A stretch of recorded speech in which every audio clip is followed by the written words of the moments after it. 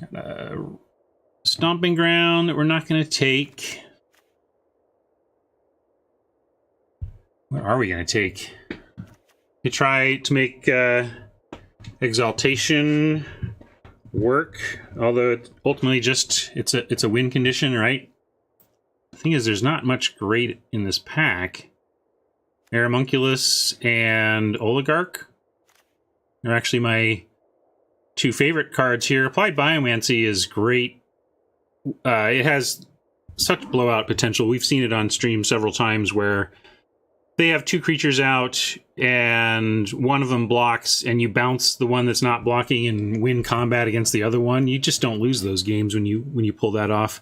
So that's worth mentioning, but not a pick over Aeromunculus. So I'm looking at Aeromunculus or Oligarch and kind of leaning Aeromunculus just because I feel like the bots take Orzhov. Like I can't draft Orzhov because the bots always get it. Where are you all at? I haven't looked at Deckmaster. You all want to try the Exaltation?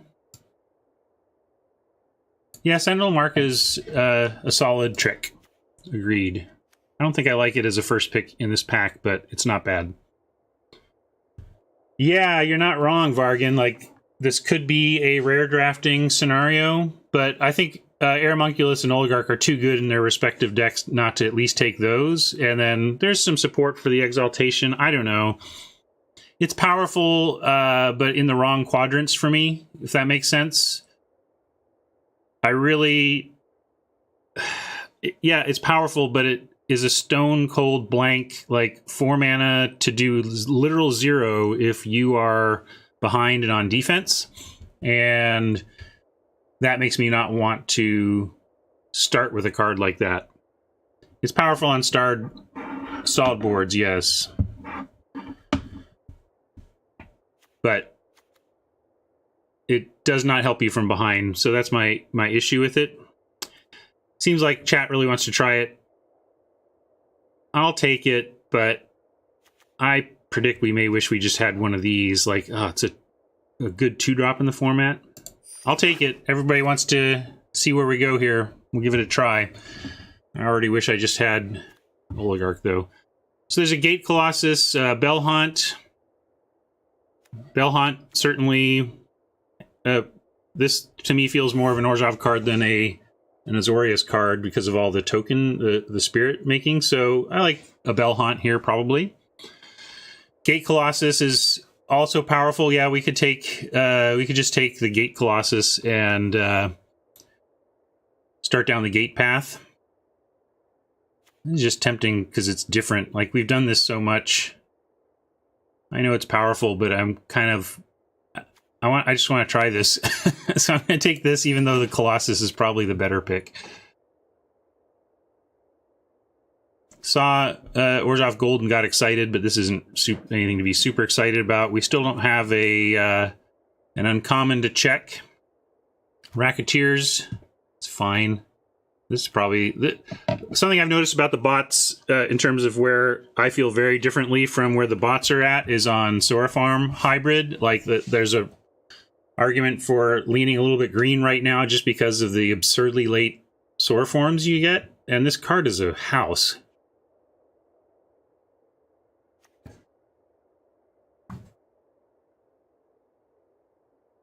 I'll take Racketeers.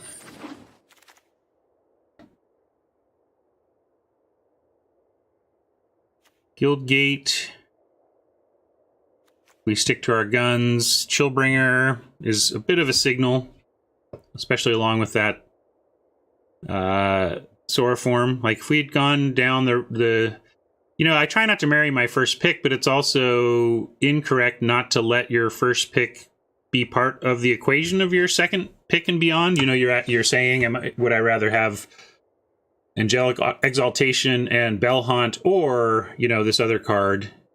But I think if we had started on the Aeromunculus, we'd have a reasonable blue-green deck going as well. People are on Dead Revels. I assume Roustabout is the Guildgate. Yeah, I think that's the choice, really. Guildgate versus Revels. I think we'll take the Guildgate here. We have a Bellhaunt that we want to cast on curve. This is a great pickup here. Happy to see mid-pack Oligarch. I did not look at Uncommon Print Run last pack. Probably should have. I don't know if anybody else looked that up. We're going to jump to our print run here.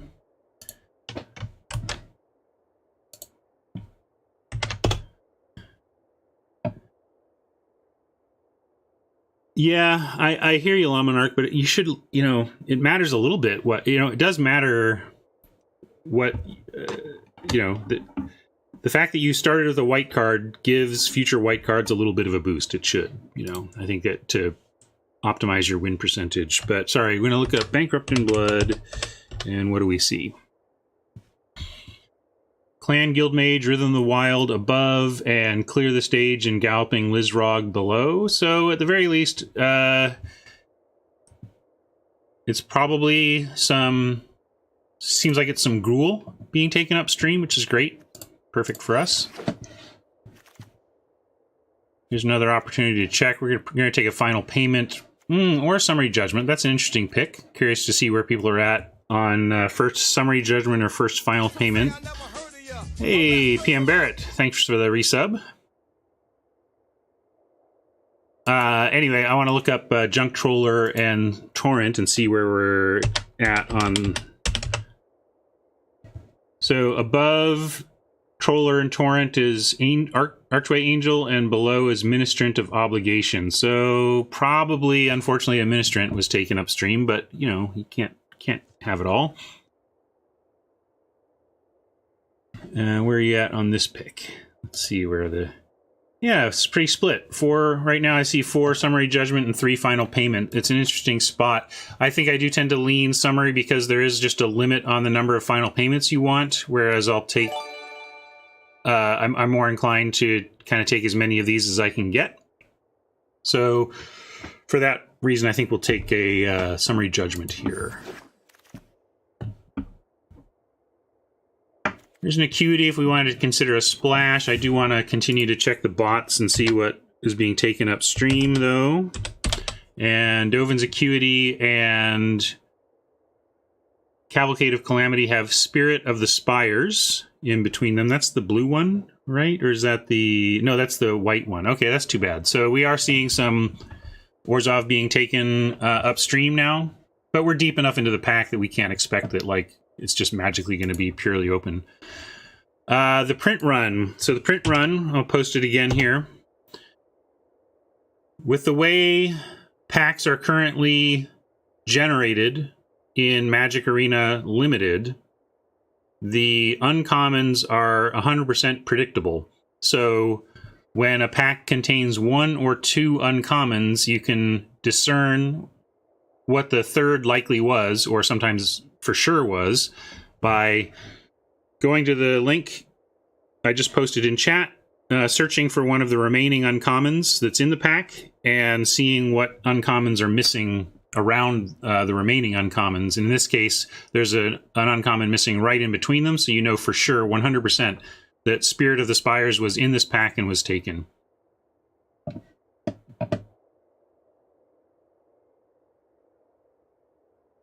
Let's see. So we're just going to take Messenger here, though. We're not going to veer into Acuity for some kind of splash. This is fine.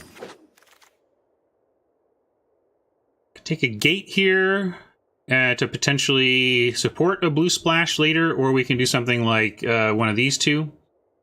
Blood Mist Infiltrator has some positive interactions with Afterlife or whatever, but I find you're not often saying that you want to sacrifice a creature to do this. However, it is like 3 to the face. It's, it's one of those things where it's like, it's kind of like that Rakdos Uncommon, where you can sacrifice a creature at the beginning of your upkeep to deal 2. This is a similar place where if you are willing to start throwing away creatures, you can start getting in for 3.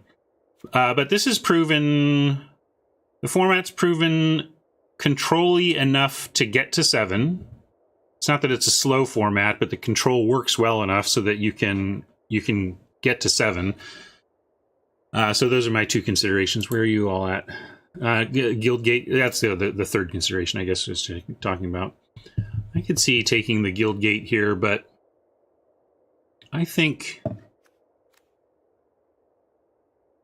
Actually, I'm going to try the Sphinx.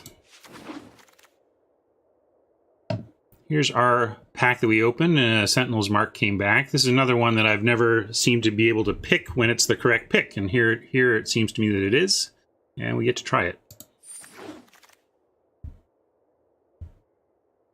We can take a Consign to the Pit or jump on a gate here.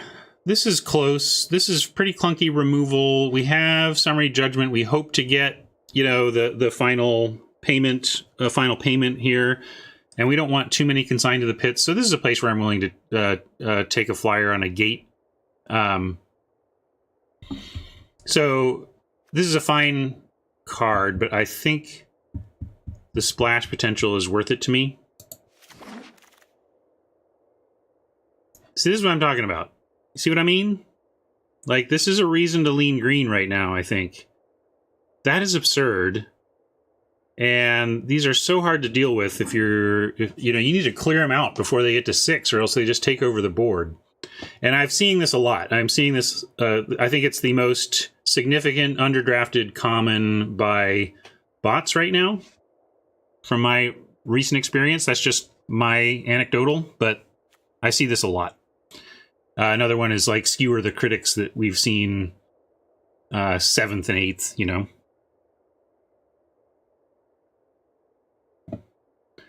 So, we'll take the Knight, though, and maybe run it, although I like this better as a 7 for the deck, and much rather have the Death Touch 1. That's a great late pickup, like that a lot. If we do end up splashing, we could take the Locket, but I'll take an uncommon for Vault Progress. Same for the Junk Troller. All right, how about a nice Orzhov Rare Open? Nope. But this is rare power level, so I'll be happy about that. Love to have a Pontiff in Orzhov deck, and look at this. 1, 2, 3, 4 cards. We'll see if any of these. Probably an Orator comes around. But often bots will ignore gold cards that they are not in at all, unless they're severely out of whack with the power level. But there's some powerful stuff in here, so I'm just curious if something like Oligarch or Guildmage, especially the Oligarch, like this will be taken before this. So I'm curious if the Oligarch happens to wheel out of this pack. Yeah, Juggler is good. I don't expect Blade Juggler to wheel, but I definitely like taking Pontiff over the Juggler. And then we get Vampire. Woo! Maybe Thrall or Gate will wheel. Mostly people... I don't know if Gate is what Gate actually is. Gate must be Thrall. Maybe it's Thrall versus Vampire, but I think this is a pretty clear Vampire. Woo!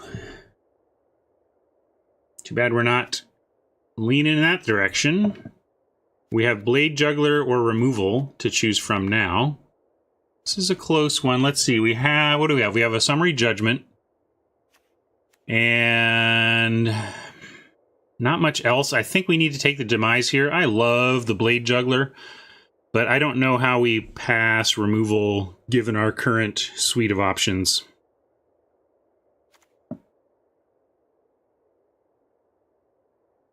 Yeah, if we had started with that Aramunculus and leaned into Simic a little bit, we would have an absurd Simic deck as well, but I think this one's coming together fine.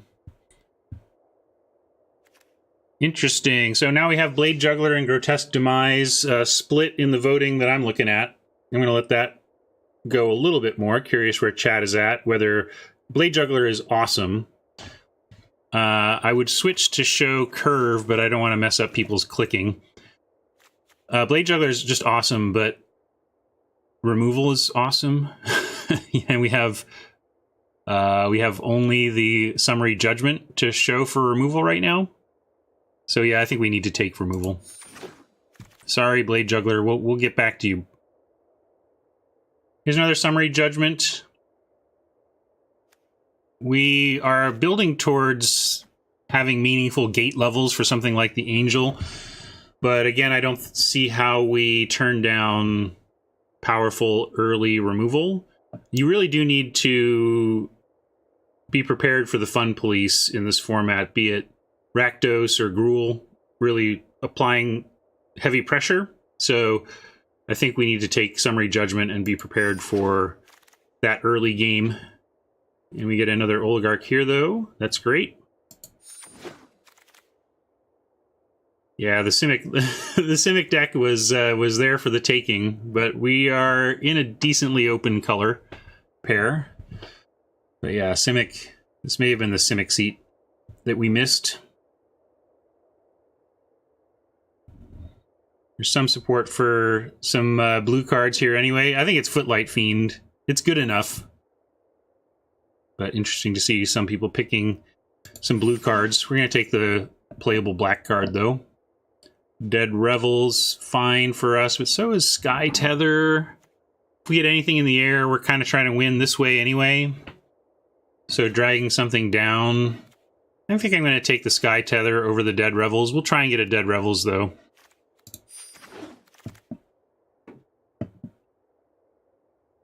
Interesting pack.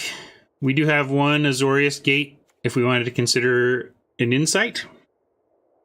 But we can also, let's look at Curve here. I'm going to disrupt the clicking a little bit to look at Curve, because I think it matters on whether we're looking at Imp or Consign or Plague White.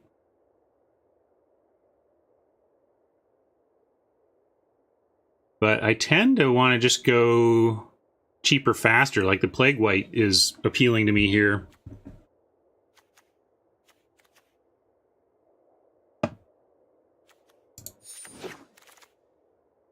Another Summary Judgment. Oh, and there's a Blade Juggler. This was the Insano first pick. So, I don't know what this was. What was this the one that had all of the gasoline in it? Well, this is certainly more gasoline. I think now with 2 Summary Judgments, we can take a Blade Juggler. Gate came back. Nice. And I'll take a flyer on a red splash Gate rather than a Watchful Giant.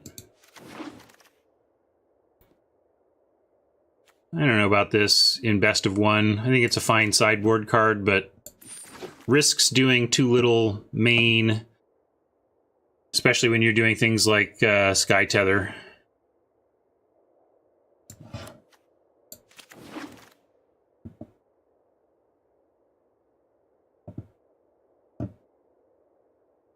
I agree that it's more of a Rakdos card, but I think it's fine to be attacking in black-white.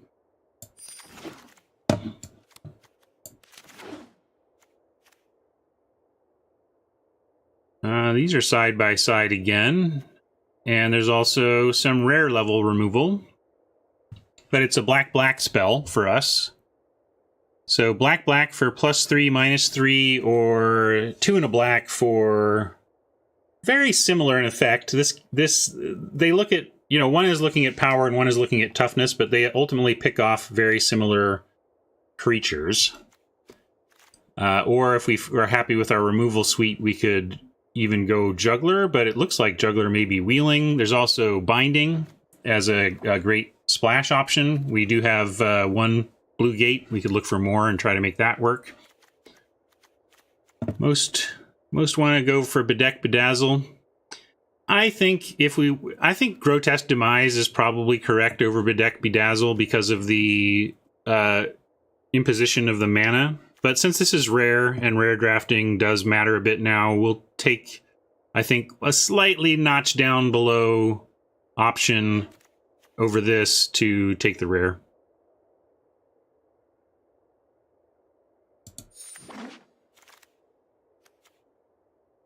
So that was effectively a rare draft. I think the other removal spell was better for us, but not by so much that I wasn't willing to make that move.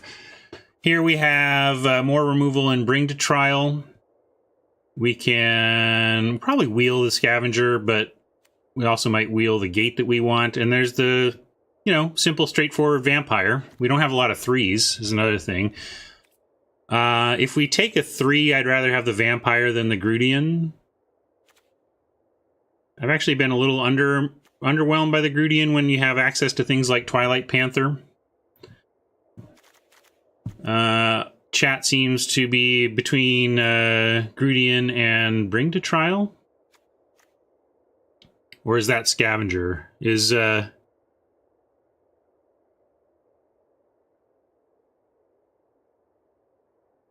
it dies to everything, but that's kind of its job. It's not... I don't run the vampire thinking like, it's gonna get through! I run the vampire thinking, yeah, trade for that Rubble Belt runner on defense or whatever, you know? Hey, Queen.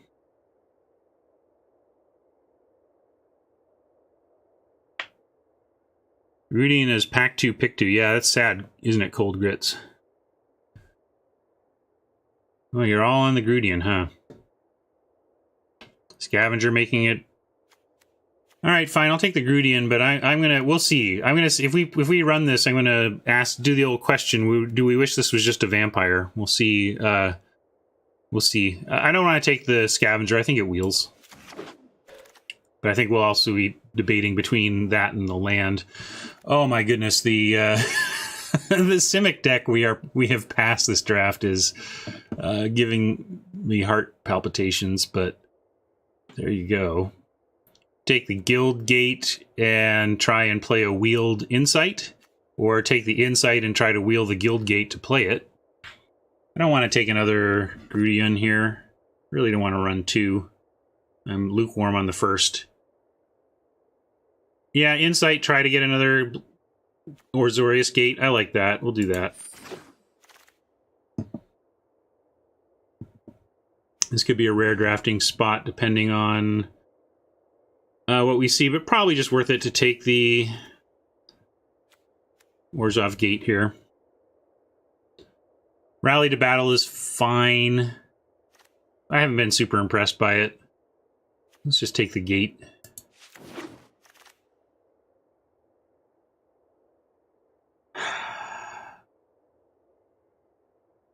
Yeah, feeling like we missed the boat on the right deck, but the first 2 packs went well enough that we're going to have a fine deck, I think.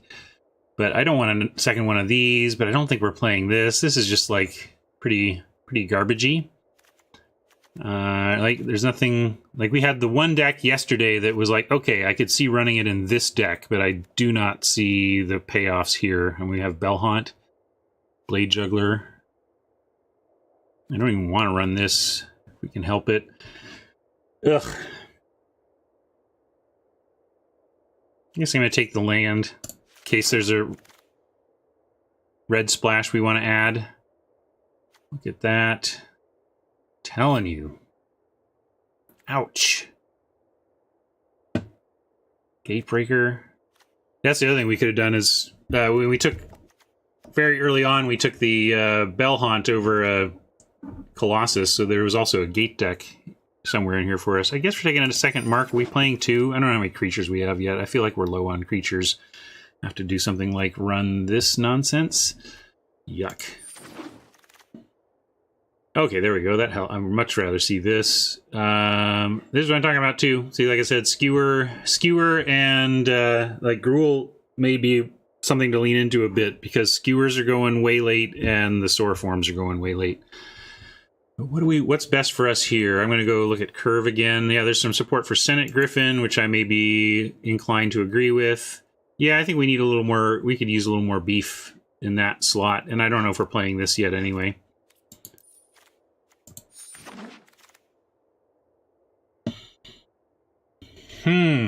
Another Senate Griffin or something for the earlier slot, or even the Doggy Dog to save some stuff. But what are we saving with the dog that we like? I guess it's just generally good, but I'd rather just have the second Griffin, I think. I'm going to take the second Griffin. This came back anyway, so I guess we get both. And there's the gate that came back. We may be getting another one after this. We'll see. Nope. Got the ready rally to battle back, though. A lot of choices here.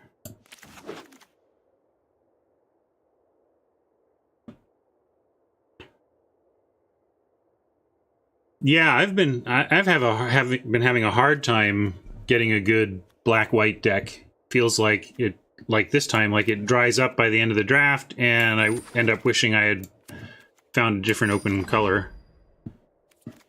So where does this leave us? It leaves us with 5 cuts. It leaves us with not needing to play these, and leaves us deciding whether Insight is worth splashing, and I'm going to say no. We're going to be better off being a little leaner and meaner, I think.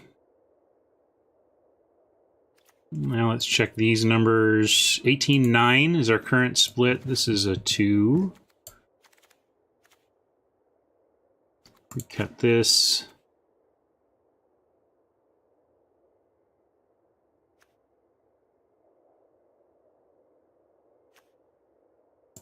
Cut a rally. It's not really how this deck is trying to win with like some big rally turn. Maybe one of the Sentinels marks. Or maybe it's good enough. Maybe that's good enough. Is Footlight Fiend worth main decking here?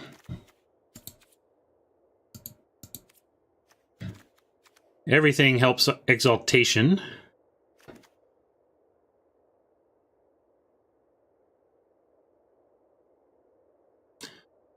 Lamonarchy, yeah, we just saw Simic be wide open there. We'll keep an eye on things today if we're facing a lot of powerful Simic. I'm gonna keep that in mind, because we are just in a world where understanding where the bots are at is a huge advantage. It's a huge advantage, so we should definitely be... Yeah, thank you. Let's get rid of this Trumpeter. Good call.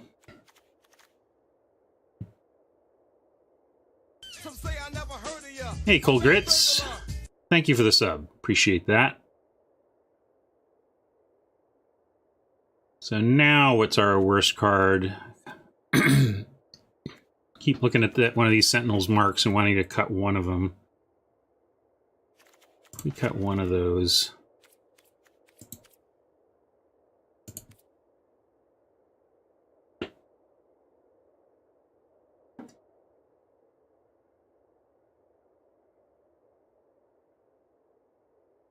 I think I like this. At the very least, I think this is close to our best. Not sure, yeah. Let's try just the one Sentinels mark.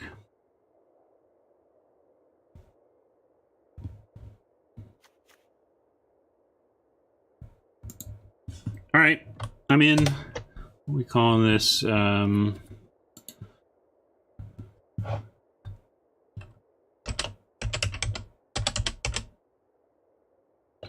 Exalted.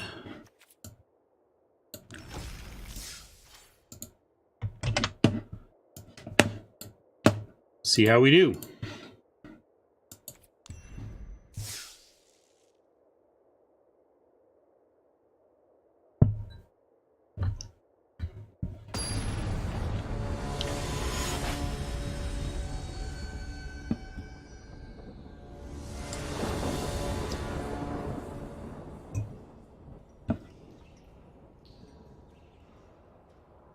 All right, we'll keep that. Oh, did I leave a mountain in? Oops. I forgot to tweak the land. That was a mistake I hope does not hurt us in the first game, and do not let me go into a second game with a mountain in this deck, please. Scream at me. We're totally going to draw the mountain when we need, like, anything else to cast. No, now we can cast everything. Because we have that CCDD where it could have... Yeah, Double D's, just keep saying that every 5 minutes until this is over, every 3 minutes.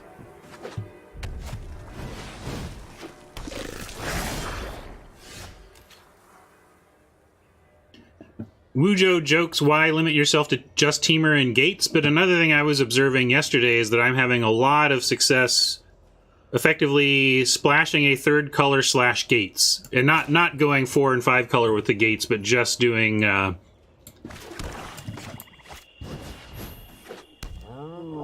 a heavy guild plus splashing a third color plus Gates.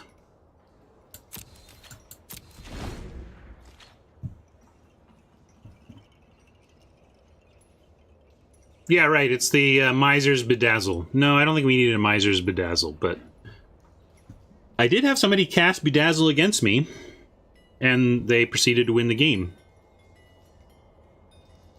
Which is about the only time you cast Bedazzle.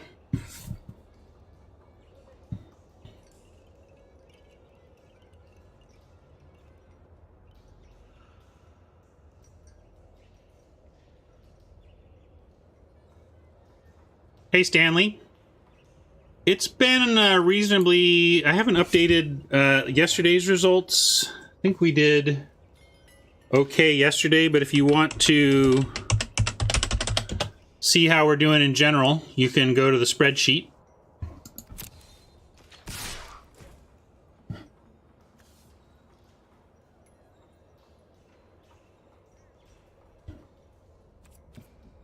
I'm not sure what kind of deck we're facing. If they're Gruul, we might wish we had saved Panther, but we have Bedeck Bedazzle and Sky Tether, so I'm going to go ahead and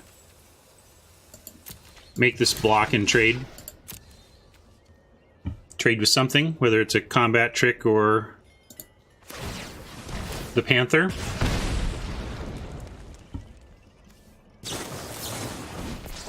That's fine.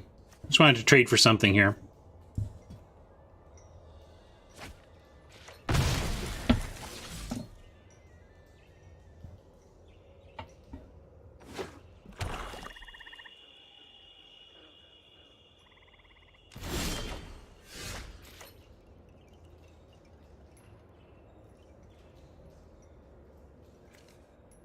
Probably going to end up bedecking this, which is another reason I didn't care that we traded with the combat trick instead, because we still have a target here.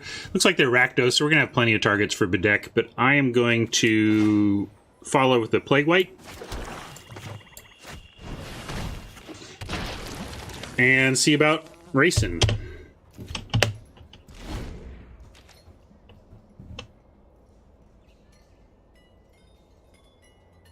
Racing Rakdos is not generally where I want to be, but right now we're doing more than Oppo is. Man, if we can get Oppo with instant speed -3 after a Shaman activation, then it becomes hard to lose the game. Now we got a couple of instant speed responses. I think we'll stay back on D, and we have a couple of great... Between Bedeck and Grotesque Demise, if Oppo drops a 5th land and attacks with the Shaman, we can put the white on the Roustabout and then see what happens.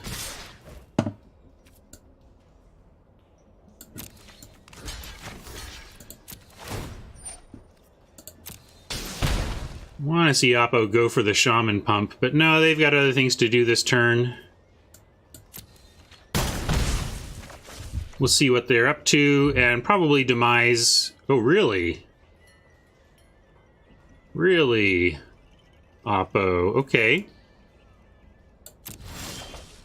Well, if they're not going to do anything...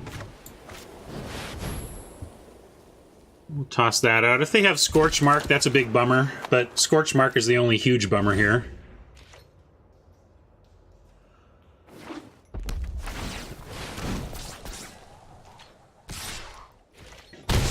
I'm cool with that. They spent their whole turn on that. We get to Racketeer them now.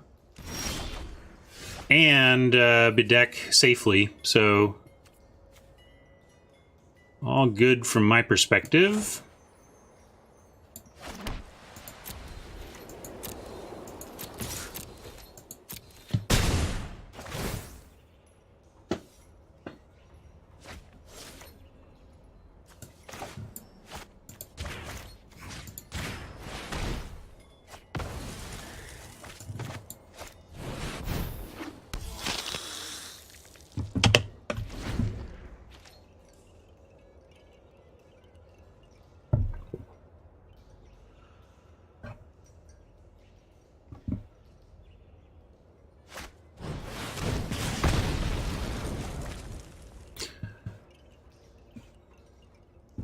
Interesting that they're Yeah, they just don't want to kill the Racketeers, I guess, because it's painful to do so, but we're happy to keep stripping their hand. Pitch another land. Generally, if they're that unconcerned about a card like this, it's because they have a lot of land to play, and they're just going to pitch land until they're out of cards, and then the discard doesn't really impact a whole lot.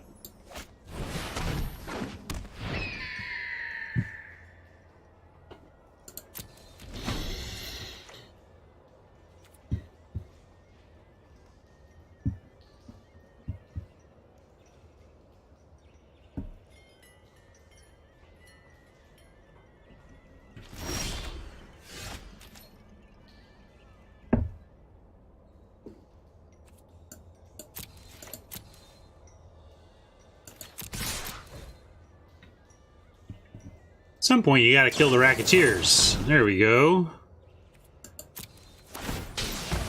Get my value.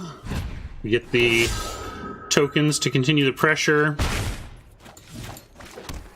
We're ready to cast literally anything in the deck. Can draw our 7-drop and be fine with that.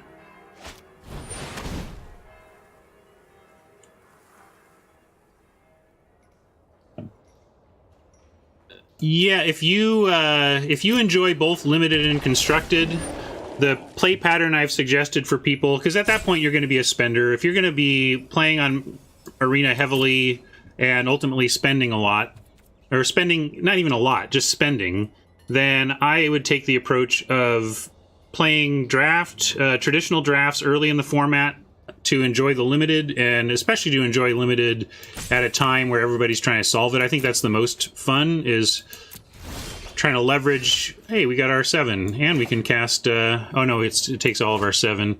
I don't want to lose to, like, a haste out of nowhere from red. So maybe tethering is correct here, but also 5, 12, we just put them 2, 12, 11, 10, 9, 8. 5, yeah, we just put them on a, we present lethal if we cast this Sphinx, so we're going to present lethal.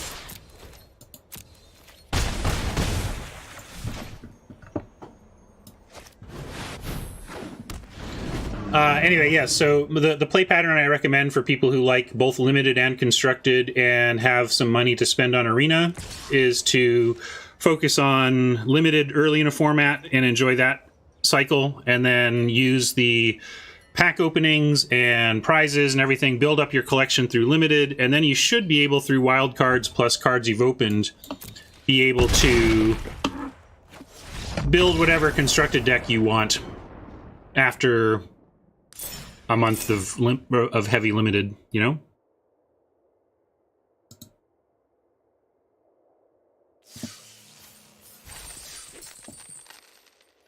Yeah, if you're not feeling successful enough in limited so that the value just is not feeling there for you, you can, you could do some personal experiments and say to yourself, like, okay, let's try, if we went to the, I go to the store, and if I were to spend 3,000 gems on packs, I would just get 15 packs straight up right now. And so then I would say, well, take 3,000 gems, that's 1,500, that's 2 entries into the traditional draft, and you could start to compare, sample size. I'm not saying do 2 drafts and you'll figure out exactly whether you're beating the 15 pack line, but at least understand what the proposition you're comparing is. And the proposition you're comparing is, should I spend my gems on straight up packs and get 15 packs, or should I draft twice? And if the main value, drafts packs don't contain wild cards, so that should be understood. But you do get selected, you get to pick what you want out of packs. That helps. Anyway, yeah, take them out now. Thank you very much. We'll go do that now before I forget. But I think for the most part, anybody who's winning even just anywhere near 50% and truly enjoys the limited format is going to be well served by putting those gems toward limited events instead of straight packs. Get out, mountain. And get in swamp.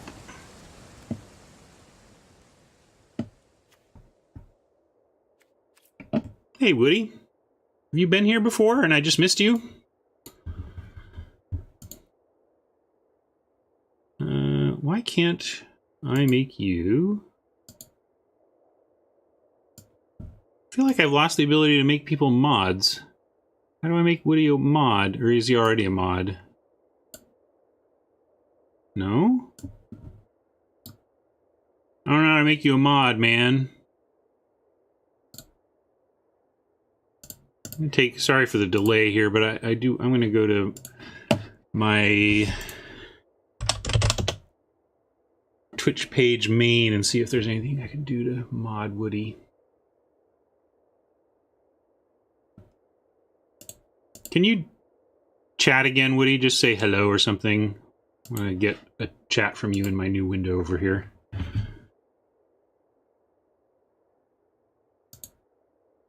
Maybe I need to add you as a friend first. Maybe I can't mod you. No, that doesn't make sense.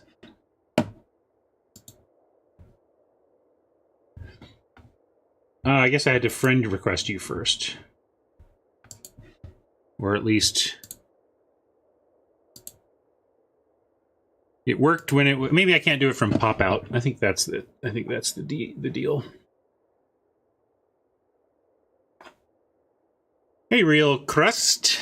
Glad you like it. That was designed and delivered by Oni Spumoni, viewer Oni Spumoni. I don't know if Oni is in chat today yet, but if you dig the new look of the page of the channel, you should tip your hat to Oni. He did the work there.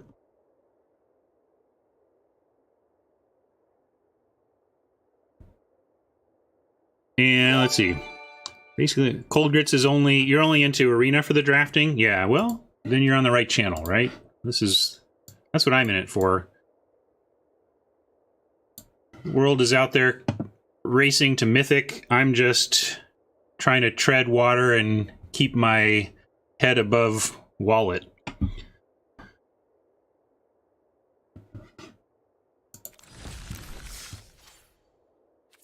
Back to it, we'll update the record.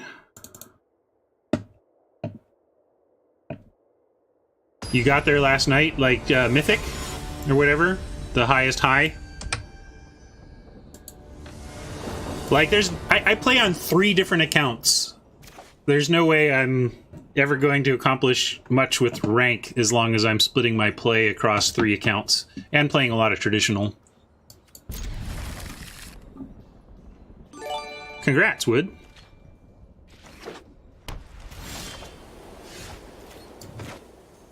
Oh, let's actually cast our spell.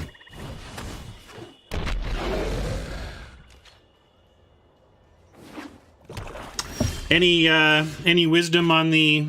I assume you're talking limited, that you qualified in limited. We were just talking about, and I don't know how long you've been lurking, Woody, but we've been talking about where the bots are at. And the bots seem to pass Soriform hybrids and skewer the critics so absurdly late that it's hard not to think... I'm going to play this instead of this so that we can play Pontiff with activation ability up. But feeling like... Also, Simic is just seems super undervalued. So, yeah... Okay, so you're on the same page. Like, I just keep feeling like Gruul is the place to be.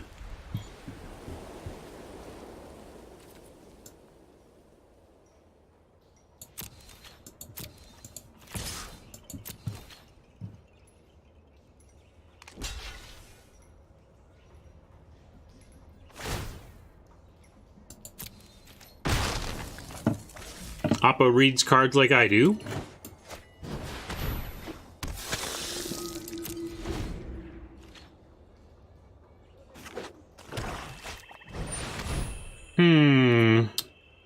Well, we get to demise that, but what are we pitching?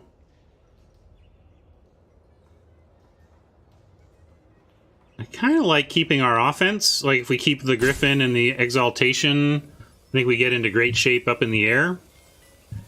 But it's tough to pitch removal. Still, I think we pitch Judgment.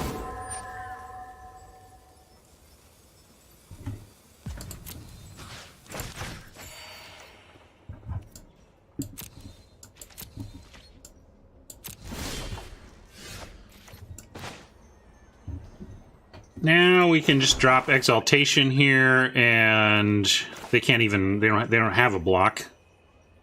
It puts shields down on Pontiff, but I think this is worth it. Let's see, 3 is going to get, whatever we attack with is getting +3/+3. Let's send in, doesn't really matter. We'll send in the Pontiff. Because we're not blocking with anything anyway.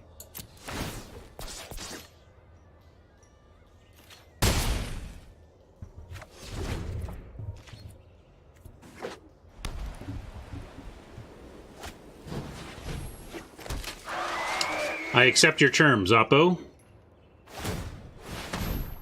Your shield can scream at us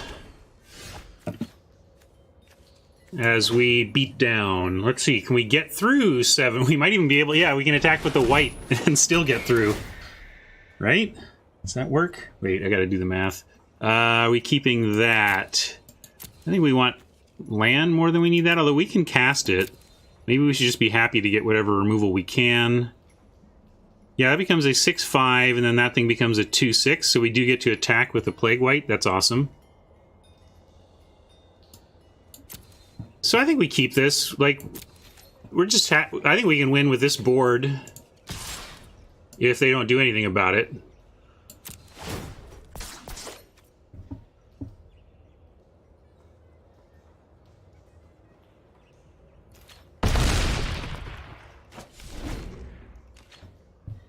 Maybe they'll mill us because we kept it on top.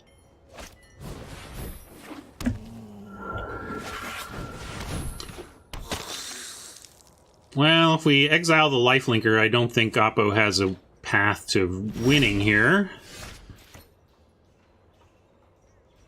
That's going to be 7 in the air. We could... Is it plus... Oh, yeah, we could even... 7, 8, 9, 10... Oh, close. Oh, 10 and then sack for 11. We just have the win here. How about we just win? 2 turns, Nick. Let's win right now. But we need to attack first.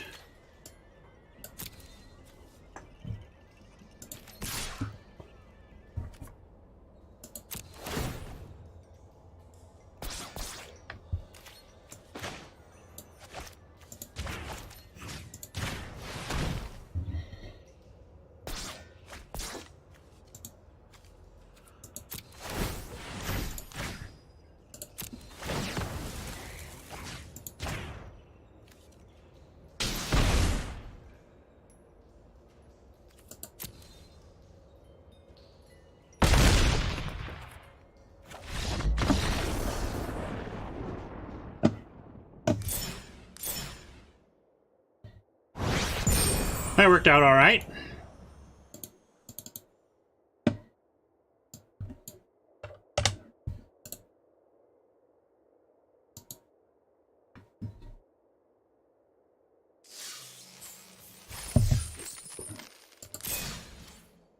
Ranking up. Woohoo.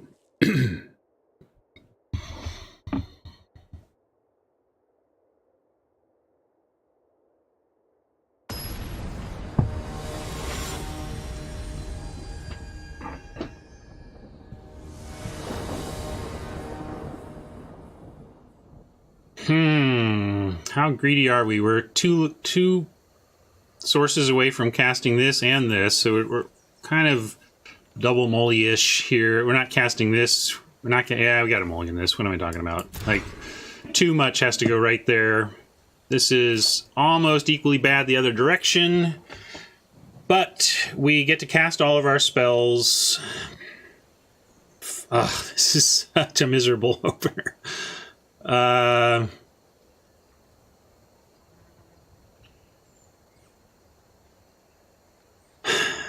Do we have to keep this? I guess on the play we have to keep this. We just can't go to 5 on the play and expect to get there. And that's a spell, so I'm keeping it.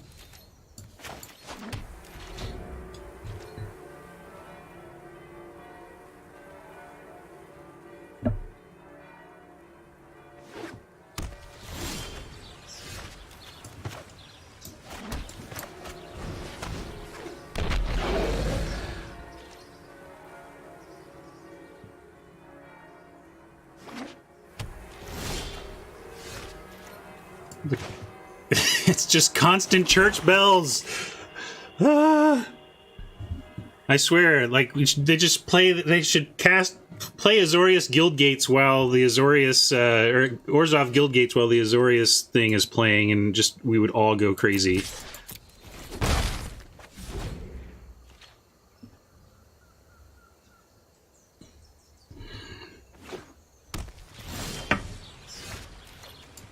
You're late, Grandma. But thanks for not being a land.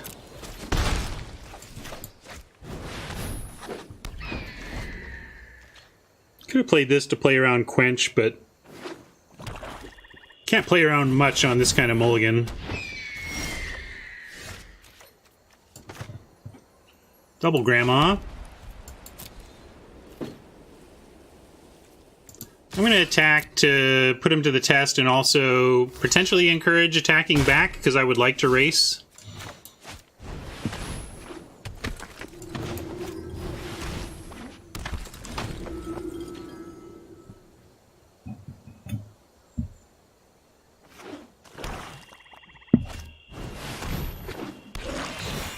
I would no longer like to race. But Oppo didn't attack anyway, alright? Yeah, we are not looking super strong here. Grandma Army is here in time to face much superior forces.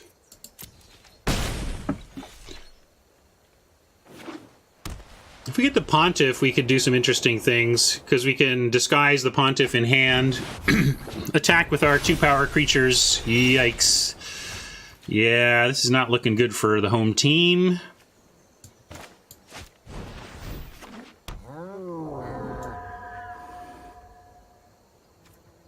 May need to get to the point where we suicide a Grandma for having 3 power in the air here.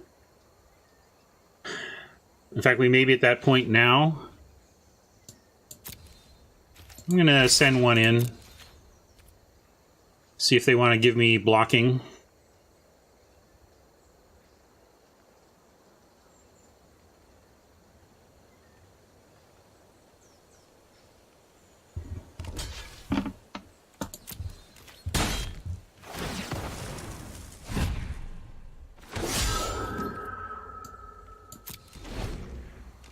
I mean, now we at least represent a 1-for-1-ish till that. Now we don't.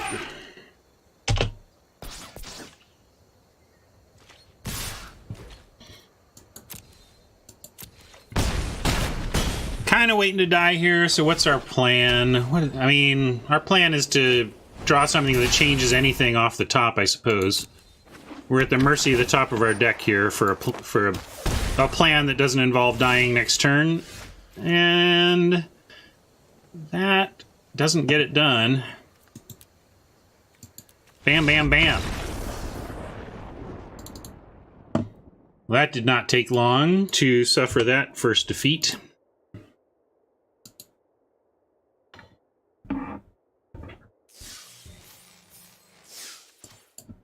Back in, though.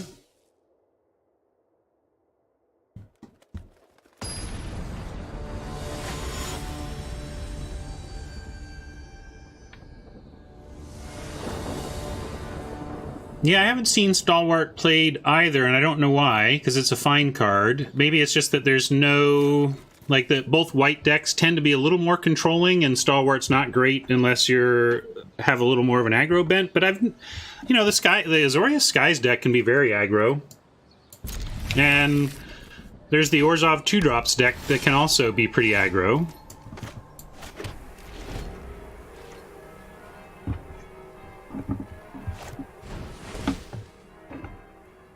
Gate deck incoming. Yes. Alright. Really need this Pontiff to live and to draw an untapped land. We need a plains or a swamp off the top so we can get in with this Blade Juggler and drop it on 3. Especially, we gotta pressure the Gate deck before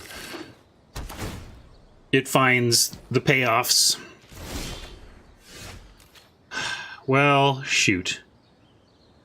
That is kind of the worst. I'm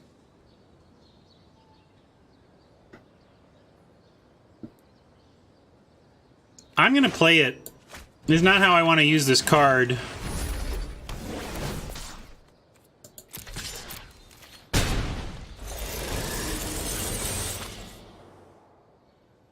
But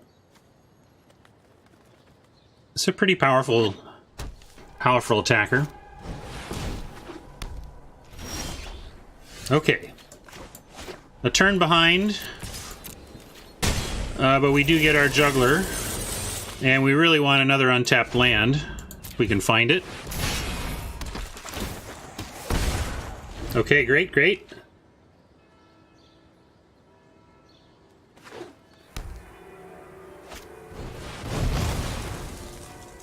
We knew that could happen.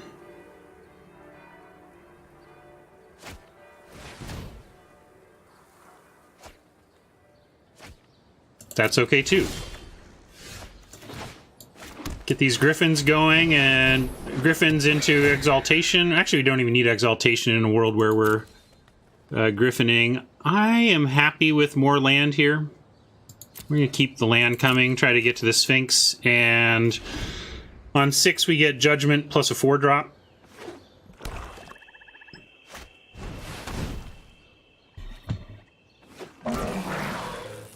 Really, the card we don't want to see is the Gate Angel. Gate Angel maybe puts this game out of reach in the wrong direction.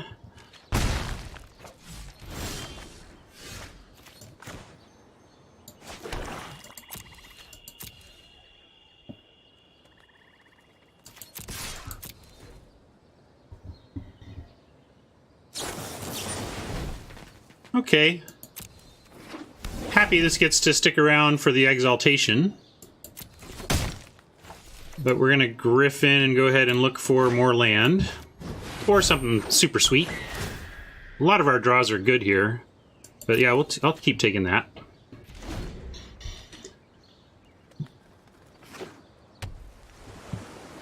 Maybe even Judgment and Vampire next turn. Yeah, definitely Judgment and Vampire next turn now.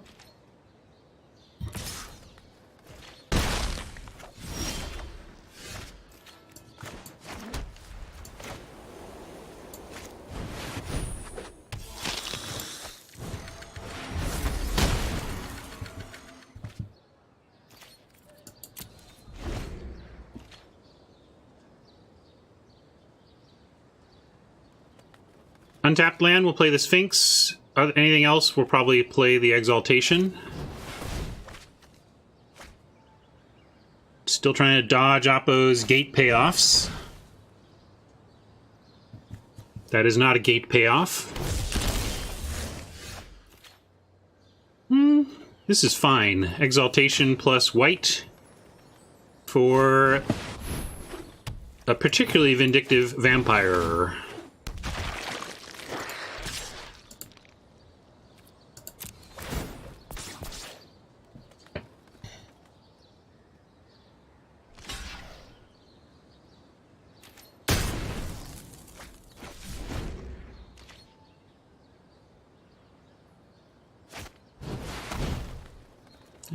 The white goes down.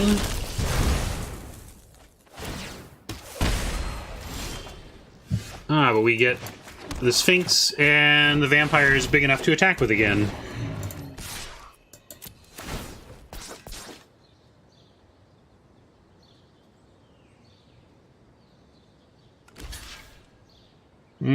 Trick? No? No trick. Well, that bodes well for us. Exploding Planeswalker. What'd you get back? That's not gonna do it. All right, we got there. Blow up. Feel free to explode now. We are done here.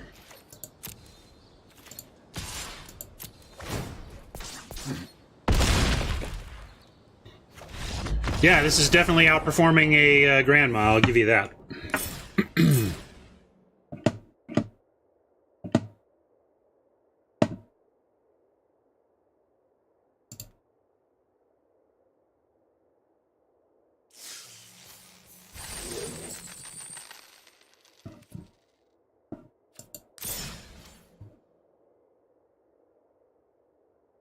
Did we get you subbed? Not sure. We got there. We're 3-1. Trucking along. That's pretty good.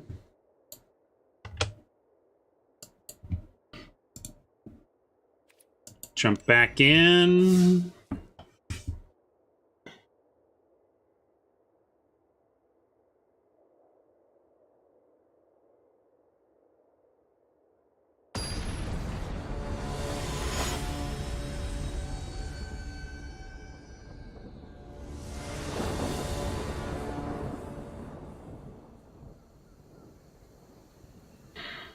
A little slow. We'd love to see a 2 here, but I'm not going to throw this back.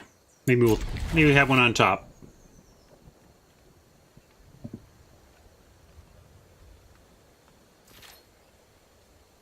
Yeah, Hal J, right now, as a non-partner, we get but the one emote. If Twitch would make me a partner, we could open the floodgates. Play that.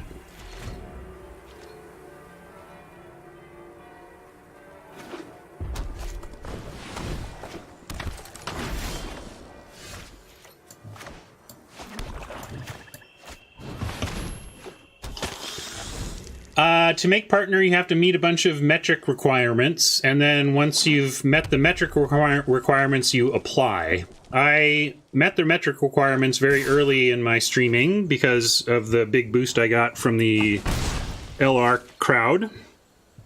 And I applied and was rejected the first time because I hadn't basically been doing it long enough for their comfort. I have since reapplied but have not heard back on the reapplication. Good news, all of our stuff is kind of equally whatever. They probably take the demise, take the removal. Maybe the Griffin. If they can't really deal with the Griffin, we might lose the Griffin here.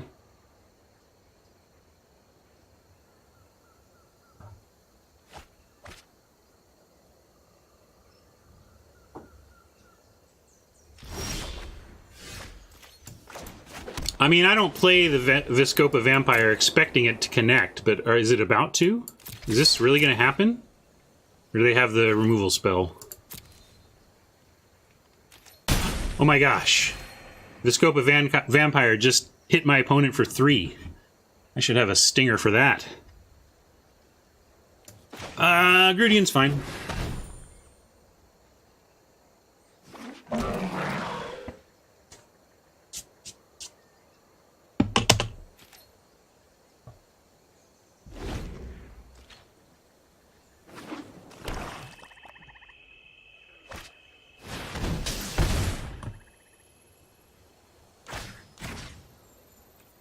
Sphinx and Tether.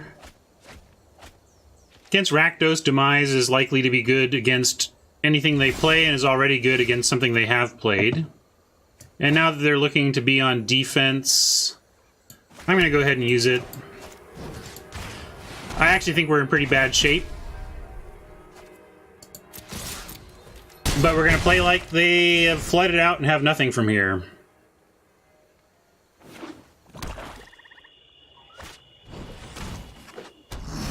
That's kind of like nothing.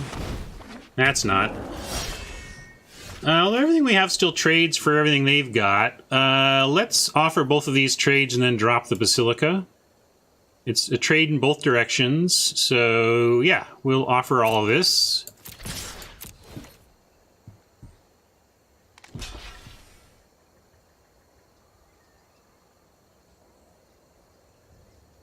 It's going to be our Basilica Bellhaunt against their best remaining card. So this helps us recover significantly. Maybe it'll be enough. Depends on how our 3-4 measures up against whatever they get left with and whatever they draw. But then we're in top decking mode. Gosh, are they really considering letting these through? What's going on here? Yeah, that's obviously the block. Maybe they're just worried that I got something. I got something, but no tricks.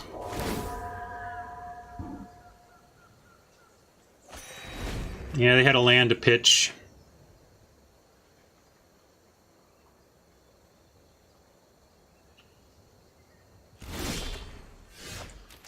So far, so good. Since they're playing red and black, which has like grotesque demise and burn base removal, we'll keep the Sentinel's mark around as a trick to potentially save the Haunt from removal or have it win combat.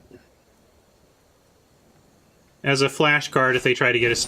Yeah, how about that?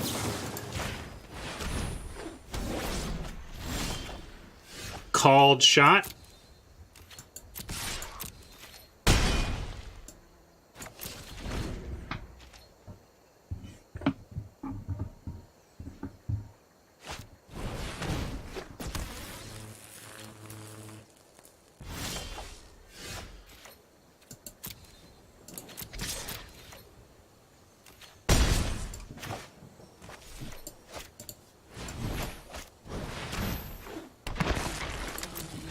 We'll pretend we have something.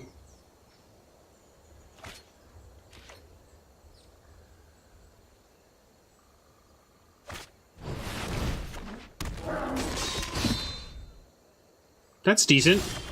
That holds us back for the turn.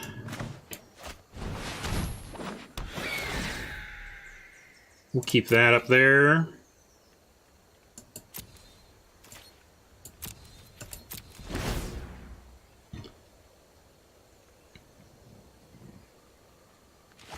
They need a lot of help here, though.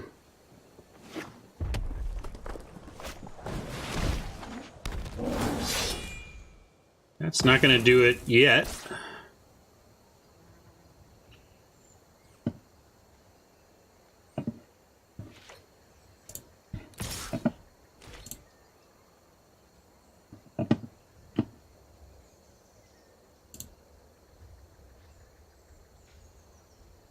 Yeah, no blocks. All right. Picked up another win. Let's notch that. Good start. Love it for the free-to-play count especially, as always. And I could use a little bio break, so I'm going to hit you with a tune, and then I'll be right back, and we'll go for the 5th win. How about...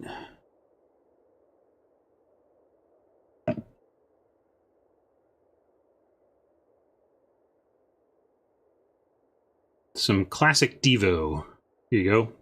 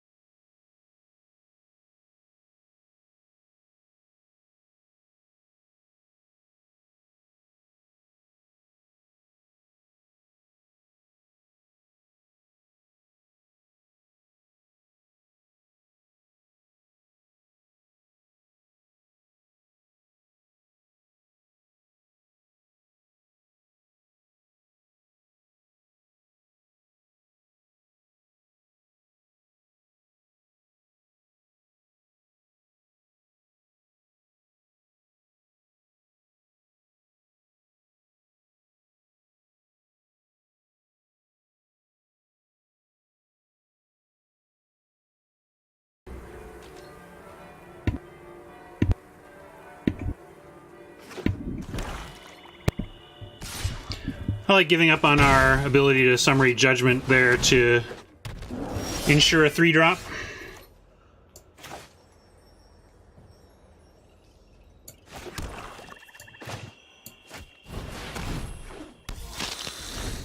So here's where I like Vampire over Grudian in terms of the job it's doing against this particular deck. Now, it's definitely vulnerable at 1 toughness, but it's threatening to make the same trade Grudian would, but at a +3 life. Grudian obviously wins if you're up against Simic and Gruul, but against the lower-lying decks, the smaller running decks, the Vampire does better defensive work than the Grudian does in many ways.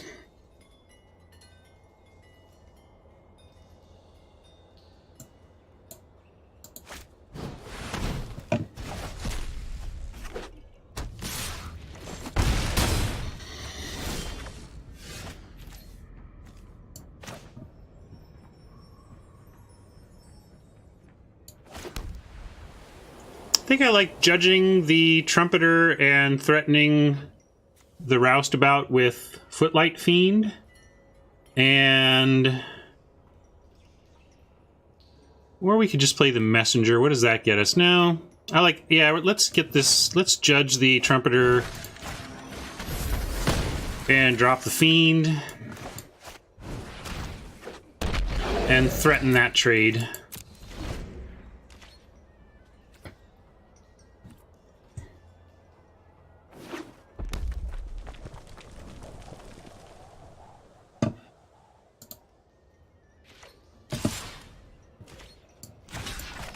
Well, I'll try and offer.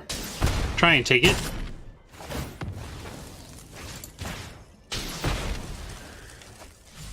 Felt solid. And what do we not need here the most? Sentinel's Mark turns this into a 3-5 and maybe gets him on the 4-2. So let's keep Sentinel's Mark and Messenger, and this is just better removal than Sky Tether, so we get rid of Sky Tether here. In this case, same play as the Messenger, but we'll just do it with the Bellhaunt.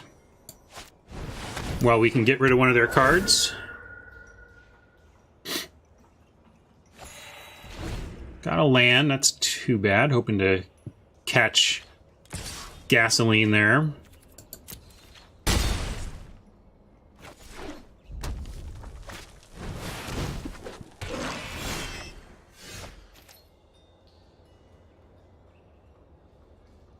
We have Mark and Bedeck available to us, both at instant speed. Let's stay back on defense and leverage that with our opponent's empty hand. Our goal here is to accept the 2 flyers that will be created by the Bedeck on the transport and mark up the Bellhaunt so that it eats the Rafter Demon.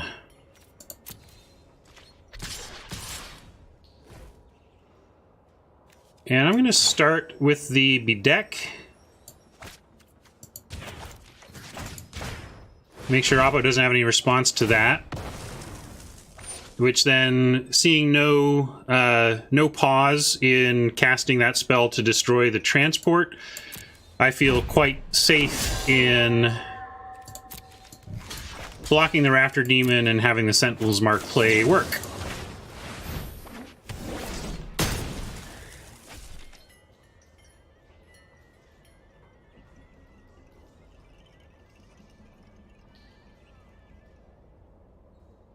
Sometimes Rafter Demon makes playables. It's not good, but sometimes it does.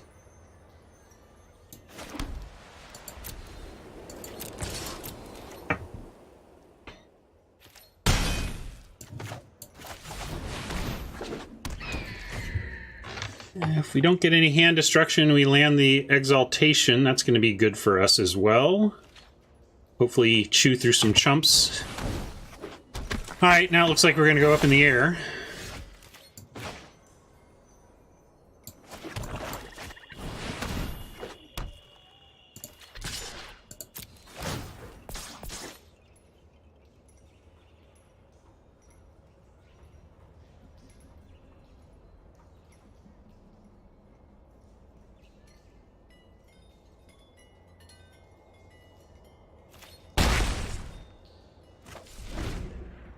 taking it so far.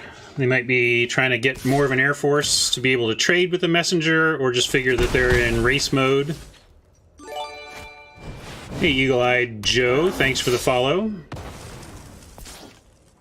Alright, so they're just on the hunt for an answer to the messenger, it looks like, with that play.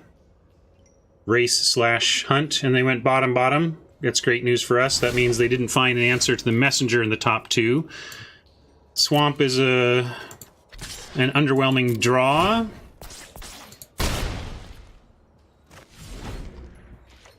But they're not stopping our clock yet.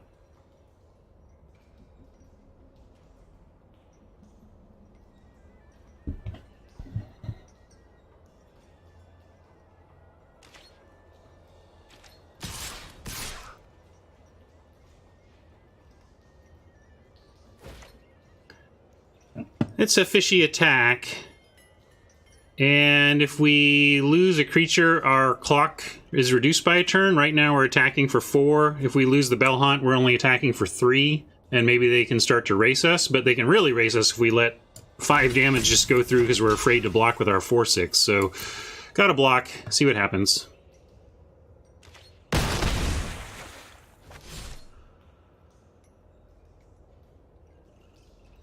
There, it looks like they're targeting it.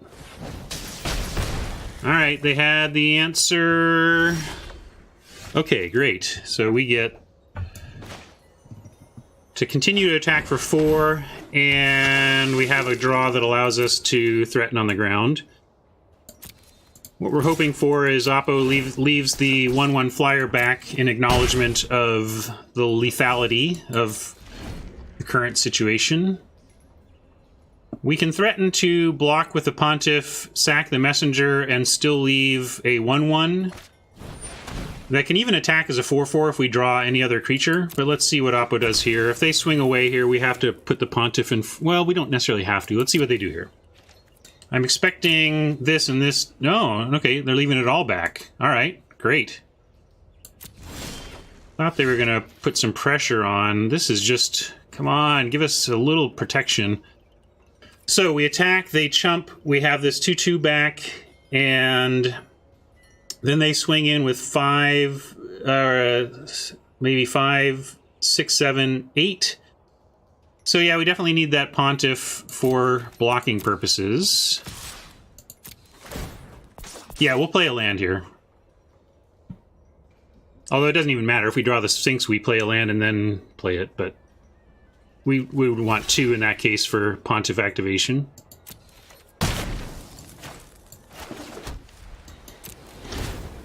So now I think we're going to be put to the test with a big attack, and we have to decide... Oh yeah, they're just forcing the block. Okay, so we'll block.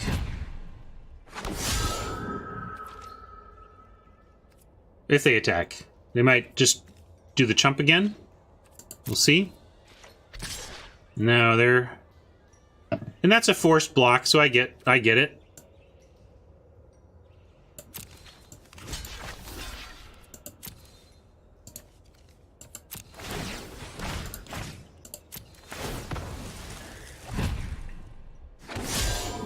Little help from the top of the deck would be nice. Don't need much. A creature would do.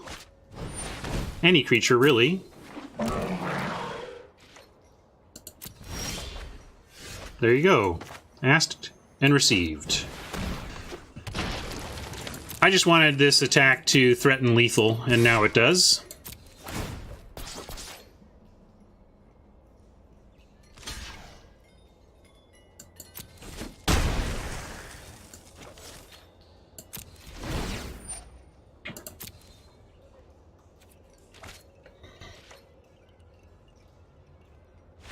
Alright, they didn't even... I was starting to anticipate how we wanted to handle an attack from their part, what we wanted to leave behind, because we're not lethal unless we leave all of our creatures alive, so an attack would have actually been a worthy test to put me to, and Oppo decided not to.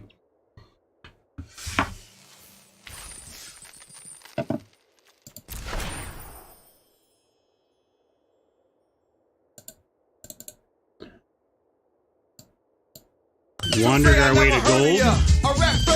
Everybody gets the Rat Burglar 5-in-1. You know, change the wins to 5. Bonus Rat Burglar.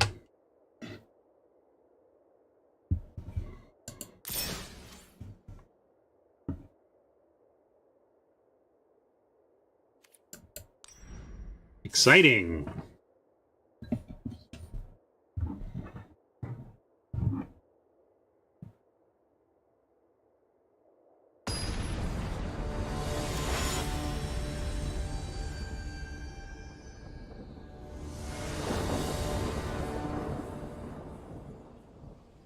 Pretty far off from the Sphinx, but with a nice even split on our land and at least something to do early, we'll keep this.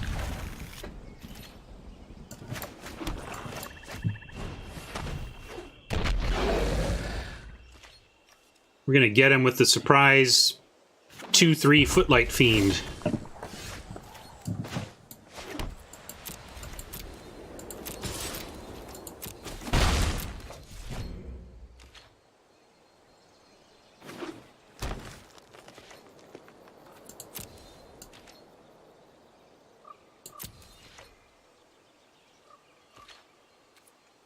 Oh, sorry about ice damage. This is a rough time in the Pacific Northwest. We're not made for this.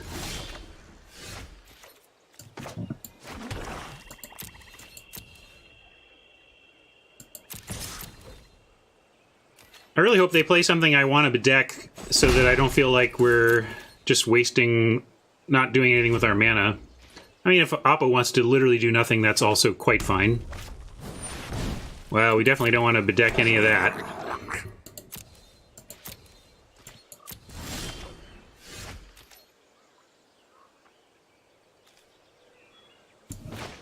Do play this so that we have both bedeck and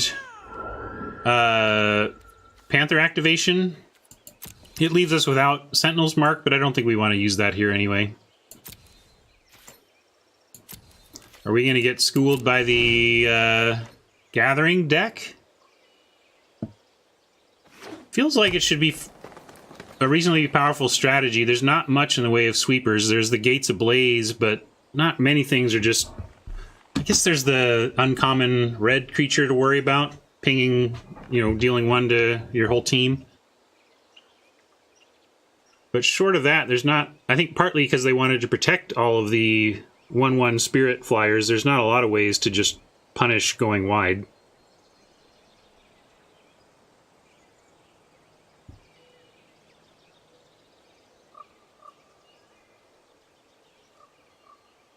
Yeah, you've managed to draft it, Woody. I've come close a couple of times. It's been on the cusp of like, okay, we could lean into that, and then it's been like, nah, it's just a little better to go this way.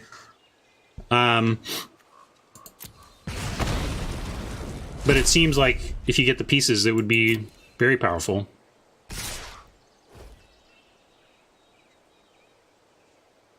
Yeah, Absolution. That's a good call. Not at like, I'm talking, and I guess there's the -2/-2. Maybe there's more tools to fight it than I'm giving credit for, but they're not like, you don't see the Crinarian, the -2/-2 spell run a lot because it's such the antithesis to what I'll make this trade. Let's do it.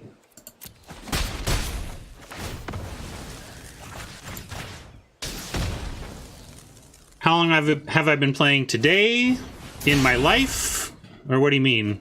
To the extreme, I rock a mic like a vandal. Light up a stage and wax the chump like a candle. Dance!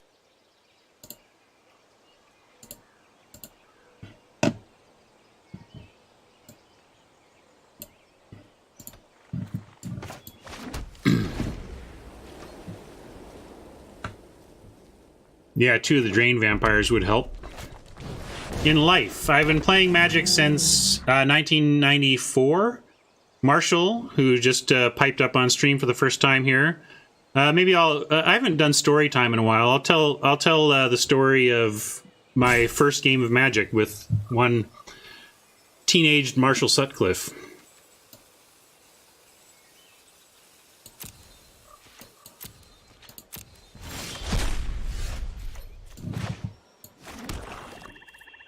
Well, we don't get anything to play this turn, but Sphinx is coming up at least.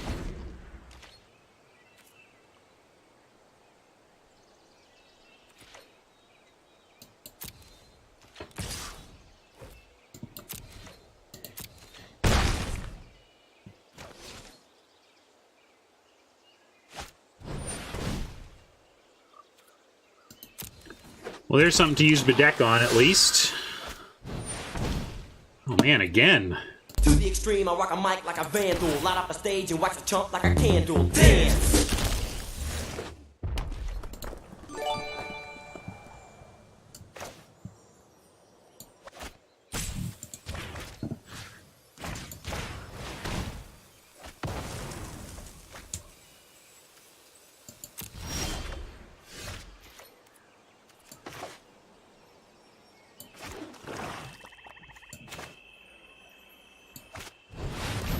Yeah, my son made that one under my art direction, but yes, he made it.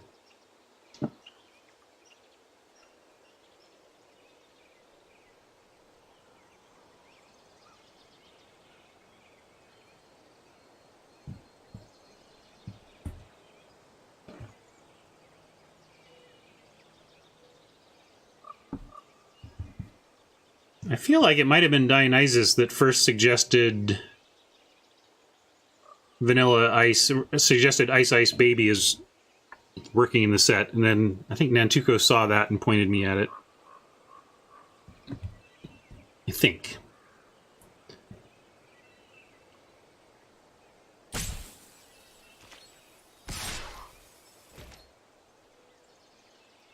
Well, yeah, what is that about? That really suggests pump on their end, and with a 4/4, if they go as far as 7/7, even then the Sentinel's Mark doesn't get the job done.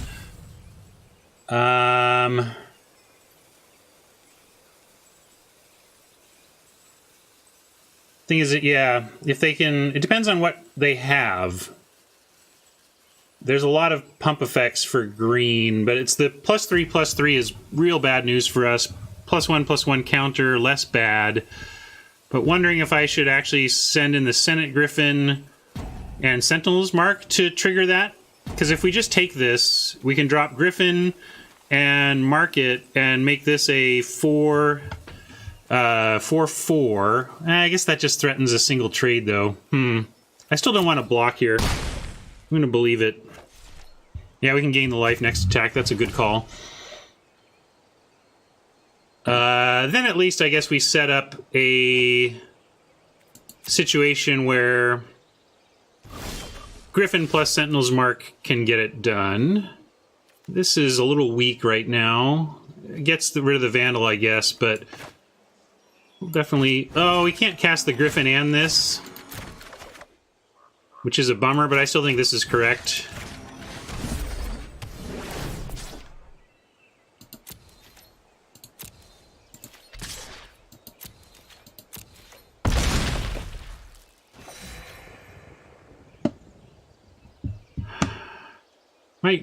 Might want to... Although if they have Pump, they could save the Vandal, but we'd be happy with that. So maybe I'm actually going to do this partly to, like, if they want to pump the Vandal to save it, then the 6/7 feels like it's in a much better spot. So I'm going to offer that a trade for Grotesque Demise versus the Pump. And that, wow, they didn't even stop for a moment. So what do they have? Maybe there was a little pause there. Now I'm just going to let that go and try and race.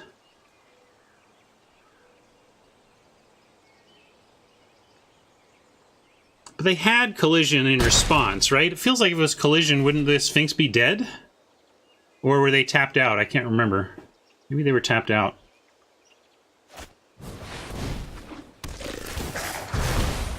Maybe that's all it was last turn. They're just going to kill it with a follow-up Dagger Caster? Oh, it was Collision. Well, they had to work hard for that. Let's see what we can do. This is trouble waiting in the wings, though. Definitely don't want that. That was rough.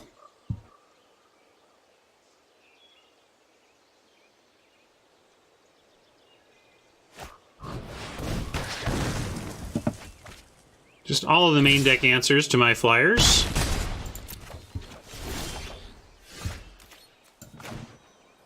Definitely got to play this now and see what their other card is.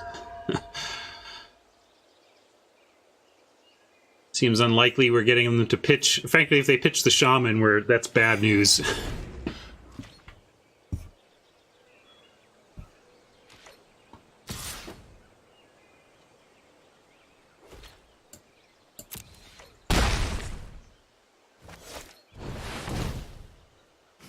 We need what? We need...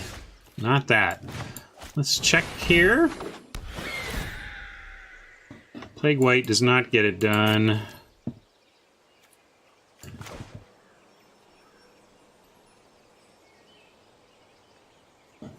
Just don't show that. I think we're pretty dead here. Pretty dead. We need to chump the shaman, and we need to chump... You're chumping the shaman, trying to eat the caster, and go to 1, and be up against a 4-4 and a 5-5? Yeah.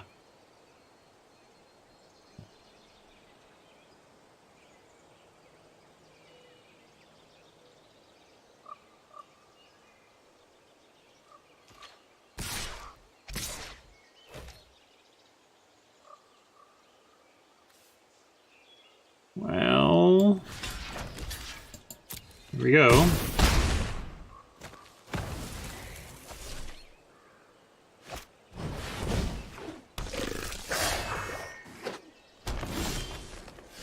The Wrath we don't have. This is the only thing that would have saved us.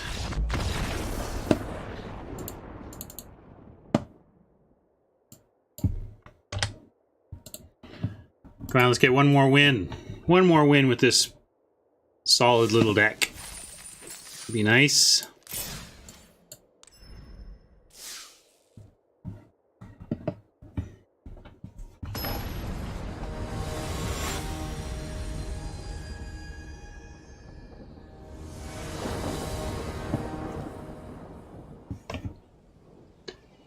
Here's how bad the snow situation looks in Seattle. I before coming on air today, I went to look for some things on Amazon, and the 2-day shipping was like Tuesday. Like, free 2-day shipping, delivery Tuesday.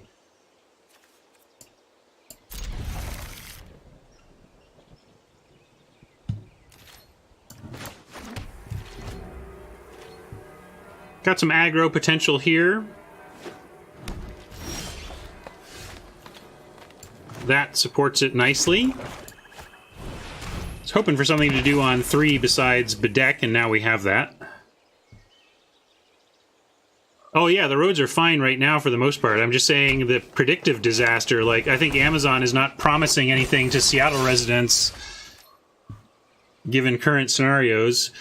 No chance in the world. Oppo locks. Questioning whether we should play the Pontiff or actually now leave the Bedeck in case of activation. Definitely starting with an attack, just trying to figure out how we're playing it from here.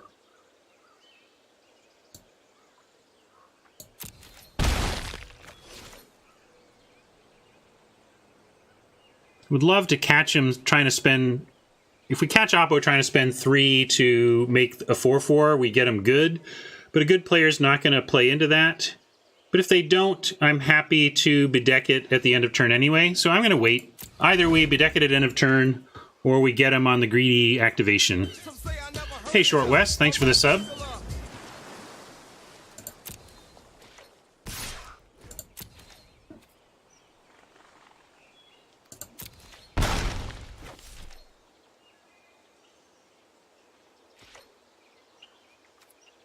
All right. They are saying, I'm not going to spend. I understand that. We can't Bedeck and cast the Pontiff. But I think we will send here. Yeah, too bad we don't have the black to cast Pontiff and have the Bedeck up. So then the question is, are we... Yeah, I'm going to say go ahead and end the turn. If they choose not to do it here, I tip my cap. You got to, you know, there. So they got... Basically, we both wasted some mana, but they get a free shot now. The shields are down for their turn.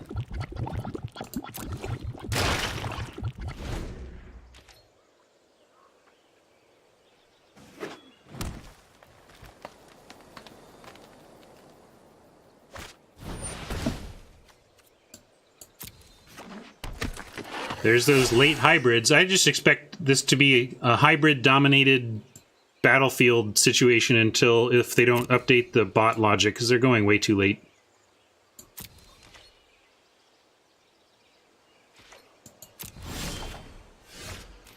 Cool. Hopefully we juggle into land into Pontiff.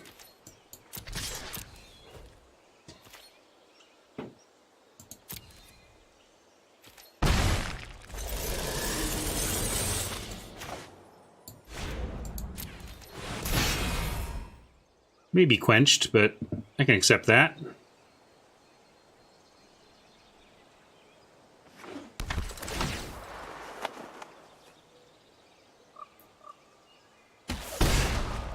Cool, got there. And I will go shields down. They're blue-green. It's not like the way they remove things is... I guess they could fight. They could fight the Pontiff while shields are down, but we're going to put him to that test.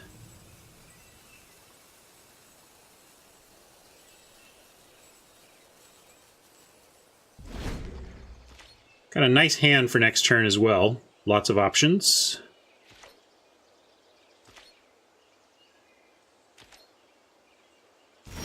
And the hybrid is not yet threatening. Oh, interesting. I'm down for the exaltation here. They haven't shown the quench, so this should land. But yeah, we could also get a little more tricksy about it. We could get more damage in just by attacking with everything here. We got 2 good responses. I'm just going to attack and leverage our Sentinel's mark to respond.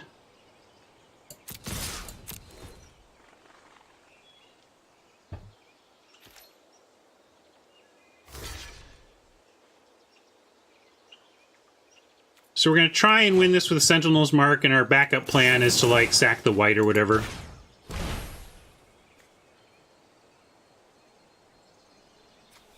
Might get bounced, that would be a problem.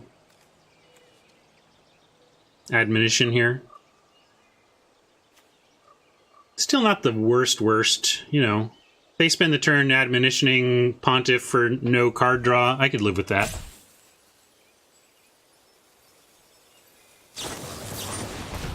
Applied Biomancy, so that's getting returned and that's getting pumped. Okay. So we traded Biomancy for Mark. I can live with that for sure.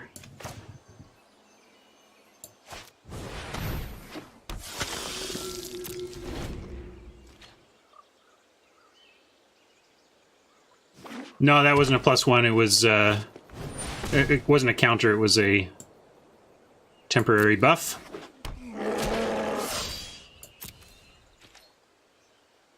Biomancy is underperformed for you, huh? It's pretty swingy.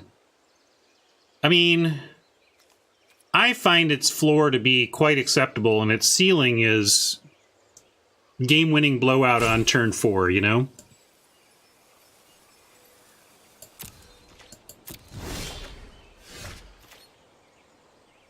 So if we Exaltation, the Pontiff gets to attack as a 5/5 and really puts him to the test, because we do have the mana left over in that case to sack something to make it death touchy.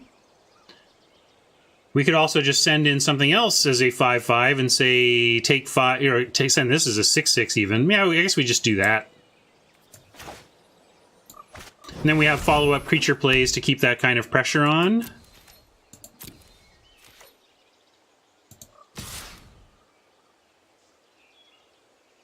We could also send this, and then this is a 5/4 that... Yeah, it's all still tradable, so we'll do this.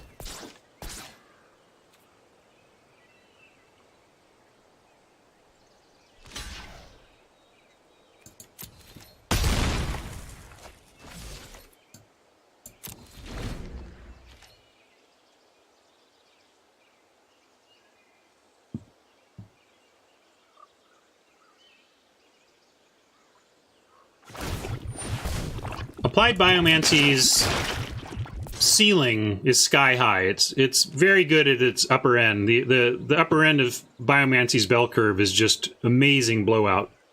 But sometimes it has some setup. It needs the right conditions to be great. Sometimes the conditions are only right for it to be okay. Did Oppo mean to do that? I'm not sure.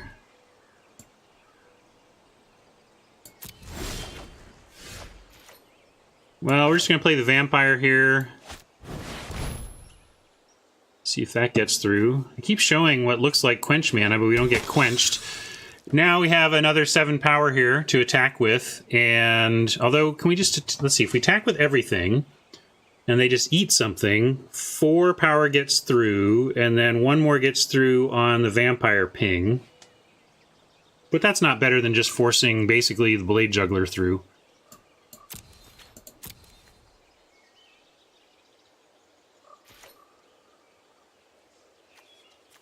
Try and get, like, I've been feeling like I haven't been soapboxing or pontificating as much as I have been historically, and Game Design Insights and Wizards Insider info is kind of the edge that I have over a lot of my fellow streamers, so I'm happy to answer those types of questions. Okay. That's a reasonable play. But they just get to eat the juggler, so not even the worst.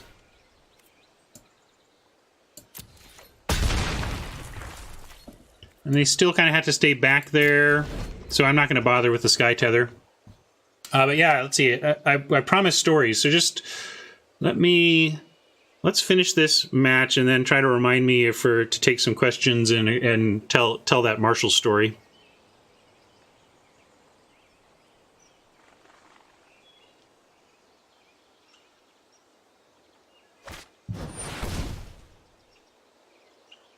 Yeah. Eventually we're just going to plow through with Up in the Sky. We're not blocking anything in the sky. We've got to do it quickly, but I think we can. Especially if we keep 1 mana open on the ground for Pontiff to eat any of the big boys.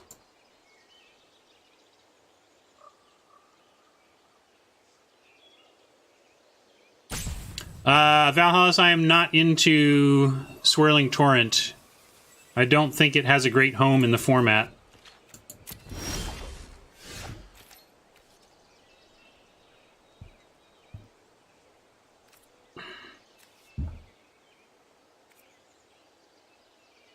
I'm going to go ahead and play the Griffin and sit back. And do we want that? That allows Messenger plus Summary Judgment, which is not bad. It also allows Messenger, Sky Tether, and Pontiff activation. I think we need land here. I think we'll keep the land.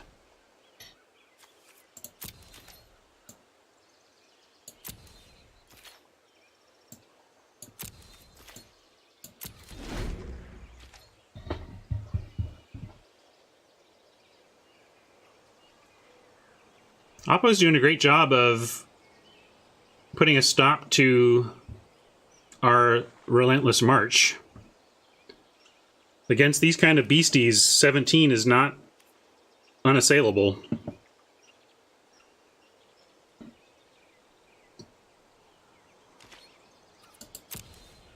But the Pontiff is obviously doing amazing work here. They're both worth 7.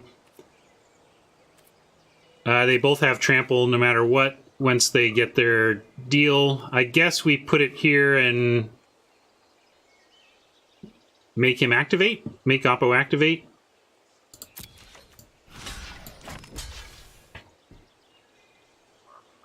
I guess we could actually do it this way and make him activate.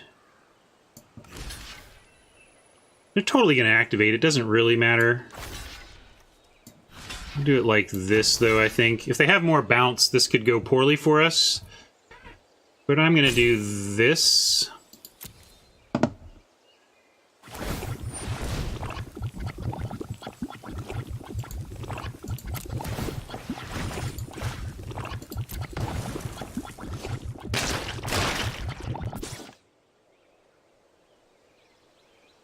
As I said, 17, not a lot against trampling 7/7s, so it's a real... Now we're definitely going to tether.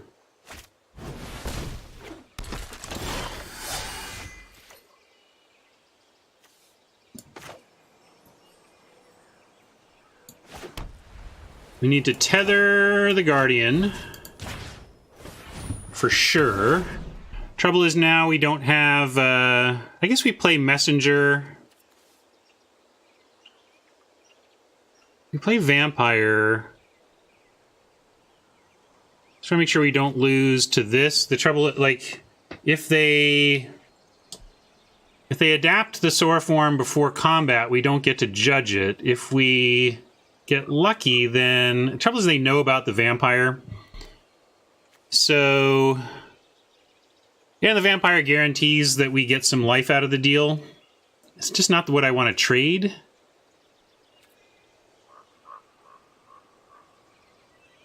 If we save the Judgment play, they know something's up because we haven't played the Vampire they know about. And we don't get in as much with the Griffin. Whereas I think if we play... I'm going to play the Vampire and be prepared to just sack it and whatever. And then... the Griffin threatens lethal next turn. I think this is okay. If they want to move in on adapting here, we have the... Yeah. That was apparently the right play. Cool. We're on the cusp. We get one more game with this deck. Update the record, and... Okay, quick story time, and then if you wanted to ask me a design question or whatever, Jag, that's cool now. So... I was asked when I started playing Magic. I started playing Magic in 1994. My cousin, 6 years younger than me, still is, really, best friends with one Marshall Sutcliffe. So this is 94. That has me at 22, which means Marshall is 29. So Marshall and Jay are 16. My cousin's name is Jay, and he's best friends with Marsh. And they're about 16. And I come over to Jay's house, and they are all over this new game that they want to tell me about. And I'm down. Love games. And so Marshall busts out. He says he's going to teach me how to play. And we sit down, and Marshall's got this thick deck. It's just like big pile of cards. And the Marshall Sutcliffe, yes. And so then he said, well, we're just going to both play off of my deck. And he teaches, and so I draw 7 off of his, he draws 7 off of it. It's his green-red, everything I've got pile.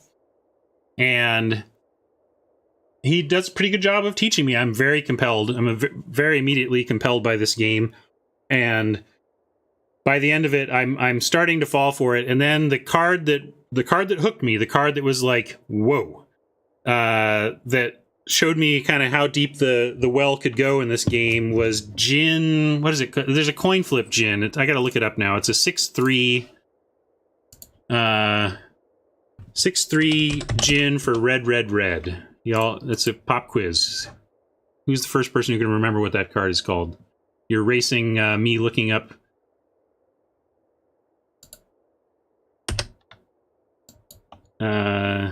Yeah, that's why I can never remember it. It's very difficult to pronounce. So if we go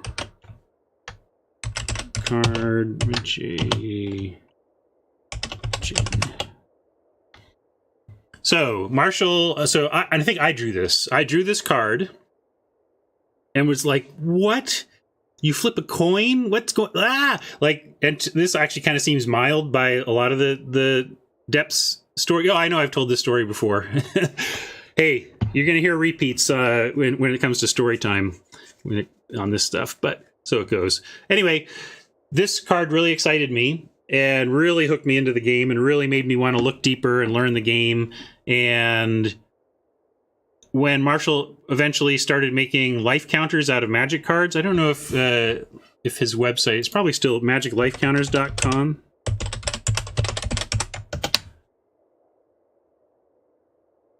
No. He had Marshall made a website at one point for Magic life counters that he made out of Magic cards, and so he actually made me a life counter out of the actual copy of the gin that got me into Magic. So that's a pretty cool keepsake to have. Is the literal piece of cardboard that hooked me into Magic is in my possession as a life counter. That actually got me. A lot of people remember the first rare that they opened out of a booster pack, and I actually don't, because I learned to play and acquired cards pretty heavily without opening a booster first. But I'm also curious to know what's the first card you ever wanted? Does that make sense? What's the first card you saw that made you go, I need to get 4 of these, or I need to play with as many of these as I'm allowed to? And I was thinking about that, because my first card that I felt that way about, this was like within 1 week of Marshall teaching me how to play, was actually Sol Ring. I read Sol Ring and was like, this is busted. I want to play with 4 of these. So I immediately made a deck with 4 of them, proxying in the first week of my play. And then my cousin informed me that they were restricted and you were only allowed to use 1.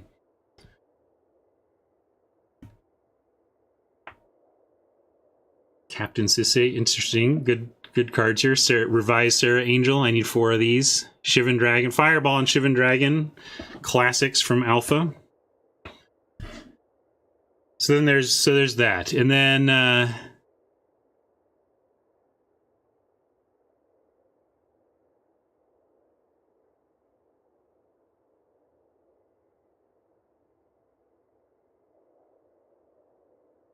Jag, did you want to ask a design question before I jump back in for the final game with this deck?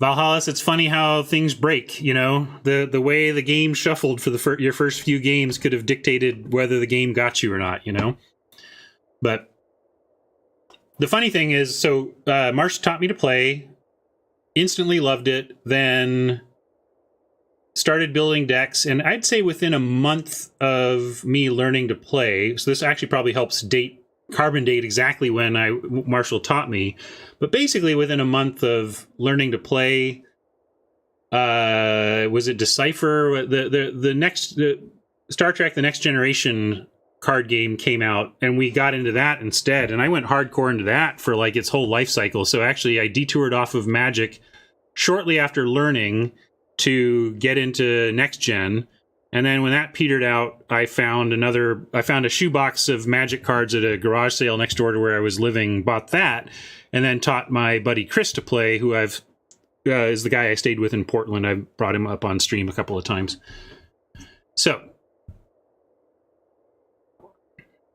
Jagstow says, do you think it is possible to make a 10 guild set? Was Dragon's Maze doomed to fail, or could it have worked out as another large solo set?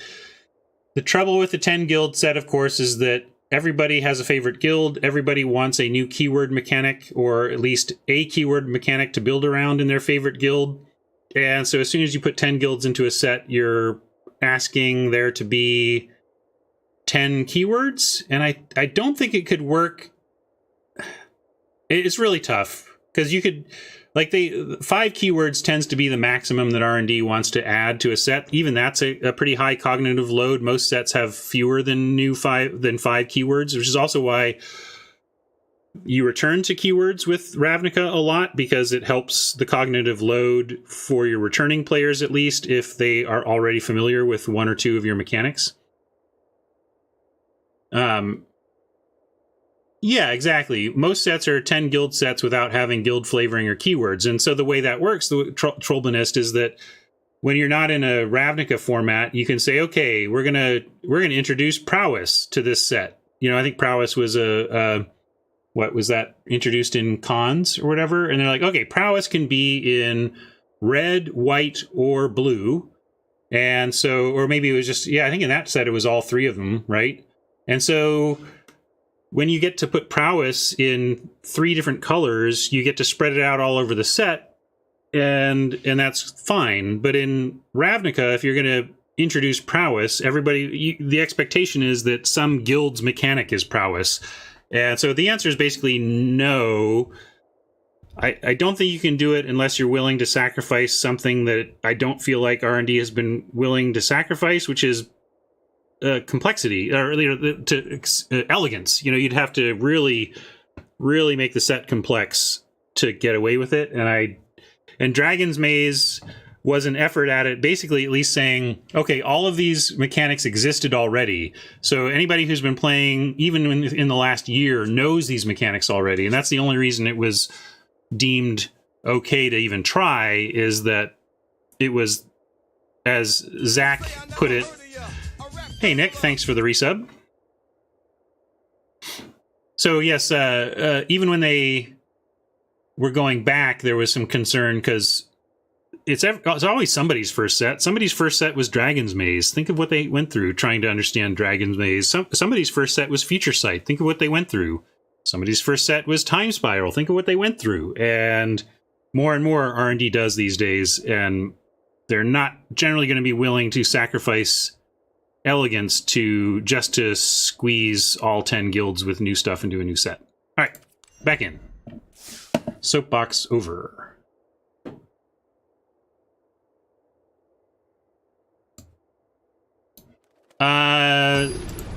Alexis was the lead designer on Dragon's Maze, and Zach Hill was the lead developer.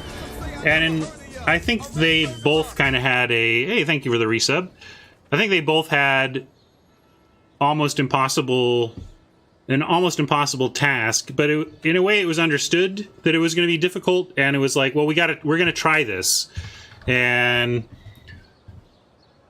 to the extent that it failed, you could make that argument that what are we doing here? We can play the Fiend. We're on the draw. I'm going to keep this because we find a white source. We're actually pretty happy with this hand, so I'm going to keep it.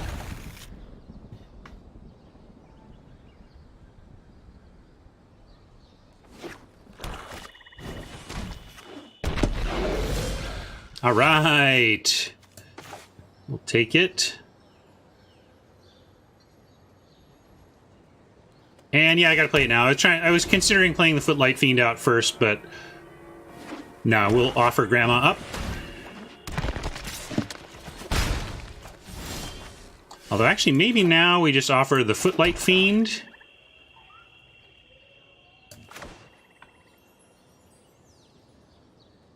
Because if we play Grandma, what are we doing? No, I like the Footlight Fiend here. It really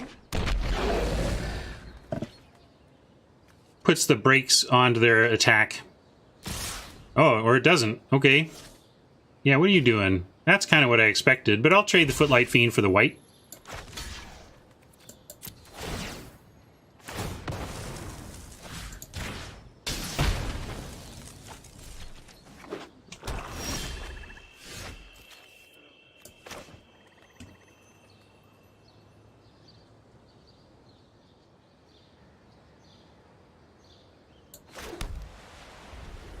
Goblin left hand. Now,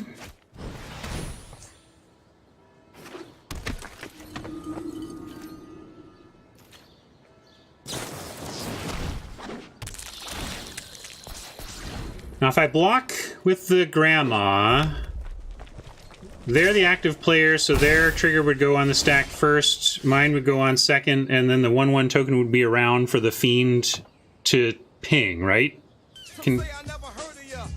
Easy teasy, thank you for the resub. I think that's how that works. Let's just play the messenger here. Oh, okay. Yeah, I'm willing to attack then.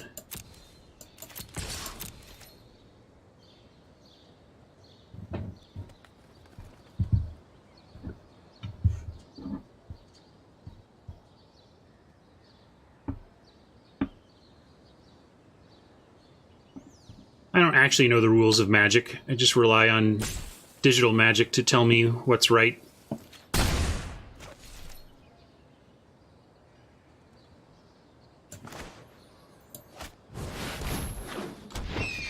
We now have Oligarch plus Vampire into Exaltation. The Fiend is gonna not let this Vampire be much of a thing. We'll take that. Just want these... This Afterlife is great for us in the Exaltation.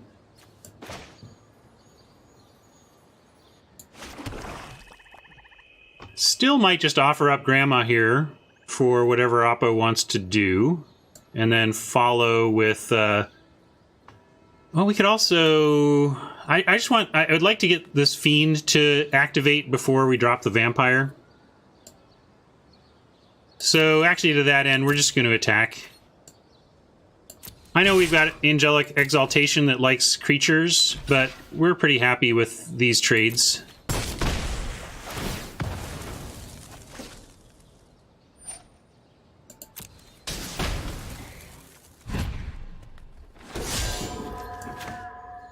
We get Oligarch, Vampire, and if we draw an untapped land, we even get Exaltation Bedeck next turn. Don't really want to see a Gate, but basically there's not many cards besides Gate that are a bad draw for us. And here I'm going to go ahead and Exalt, because then Grandma attacks as a 4/3.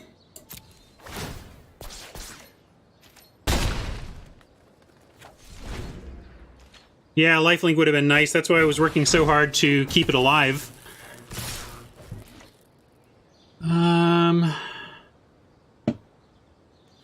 Actually, this is fine.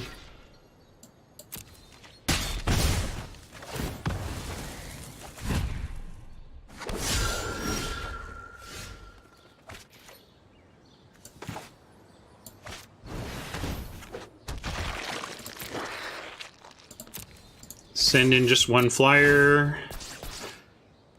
4/4. And we can take another hit up top, so we'll just juggle here.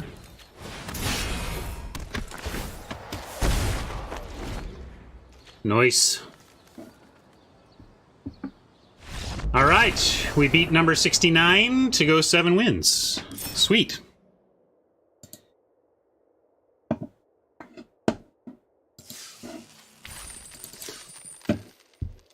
Woohoo! Put up 7-2.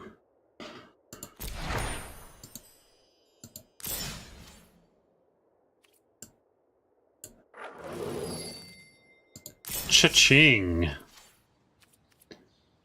I certainly liked how it played out in that style of deck, but I'm not sure I like it in Control-y Orzhov. We had enough aggro going on there that it worked out. It kind of feels like ill-gotten to me in that it's super, super powerful with an early creature support system, but I'm not going to like it as much with a low creature count or lack of early creatures, but I think it proved itself pretty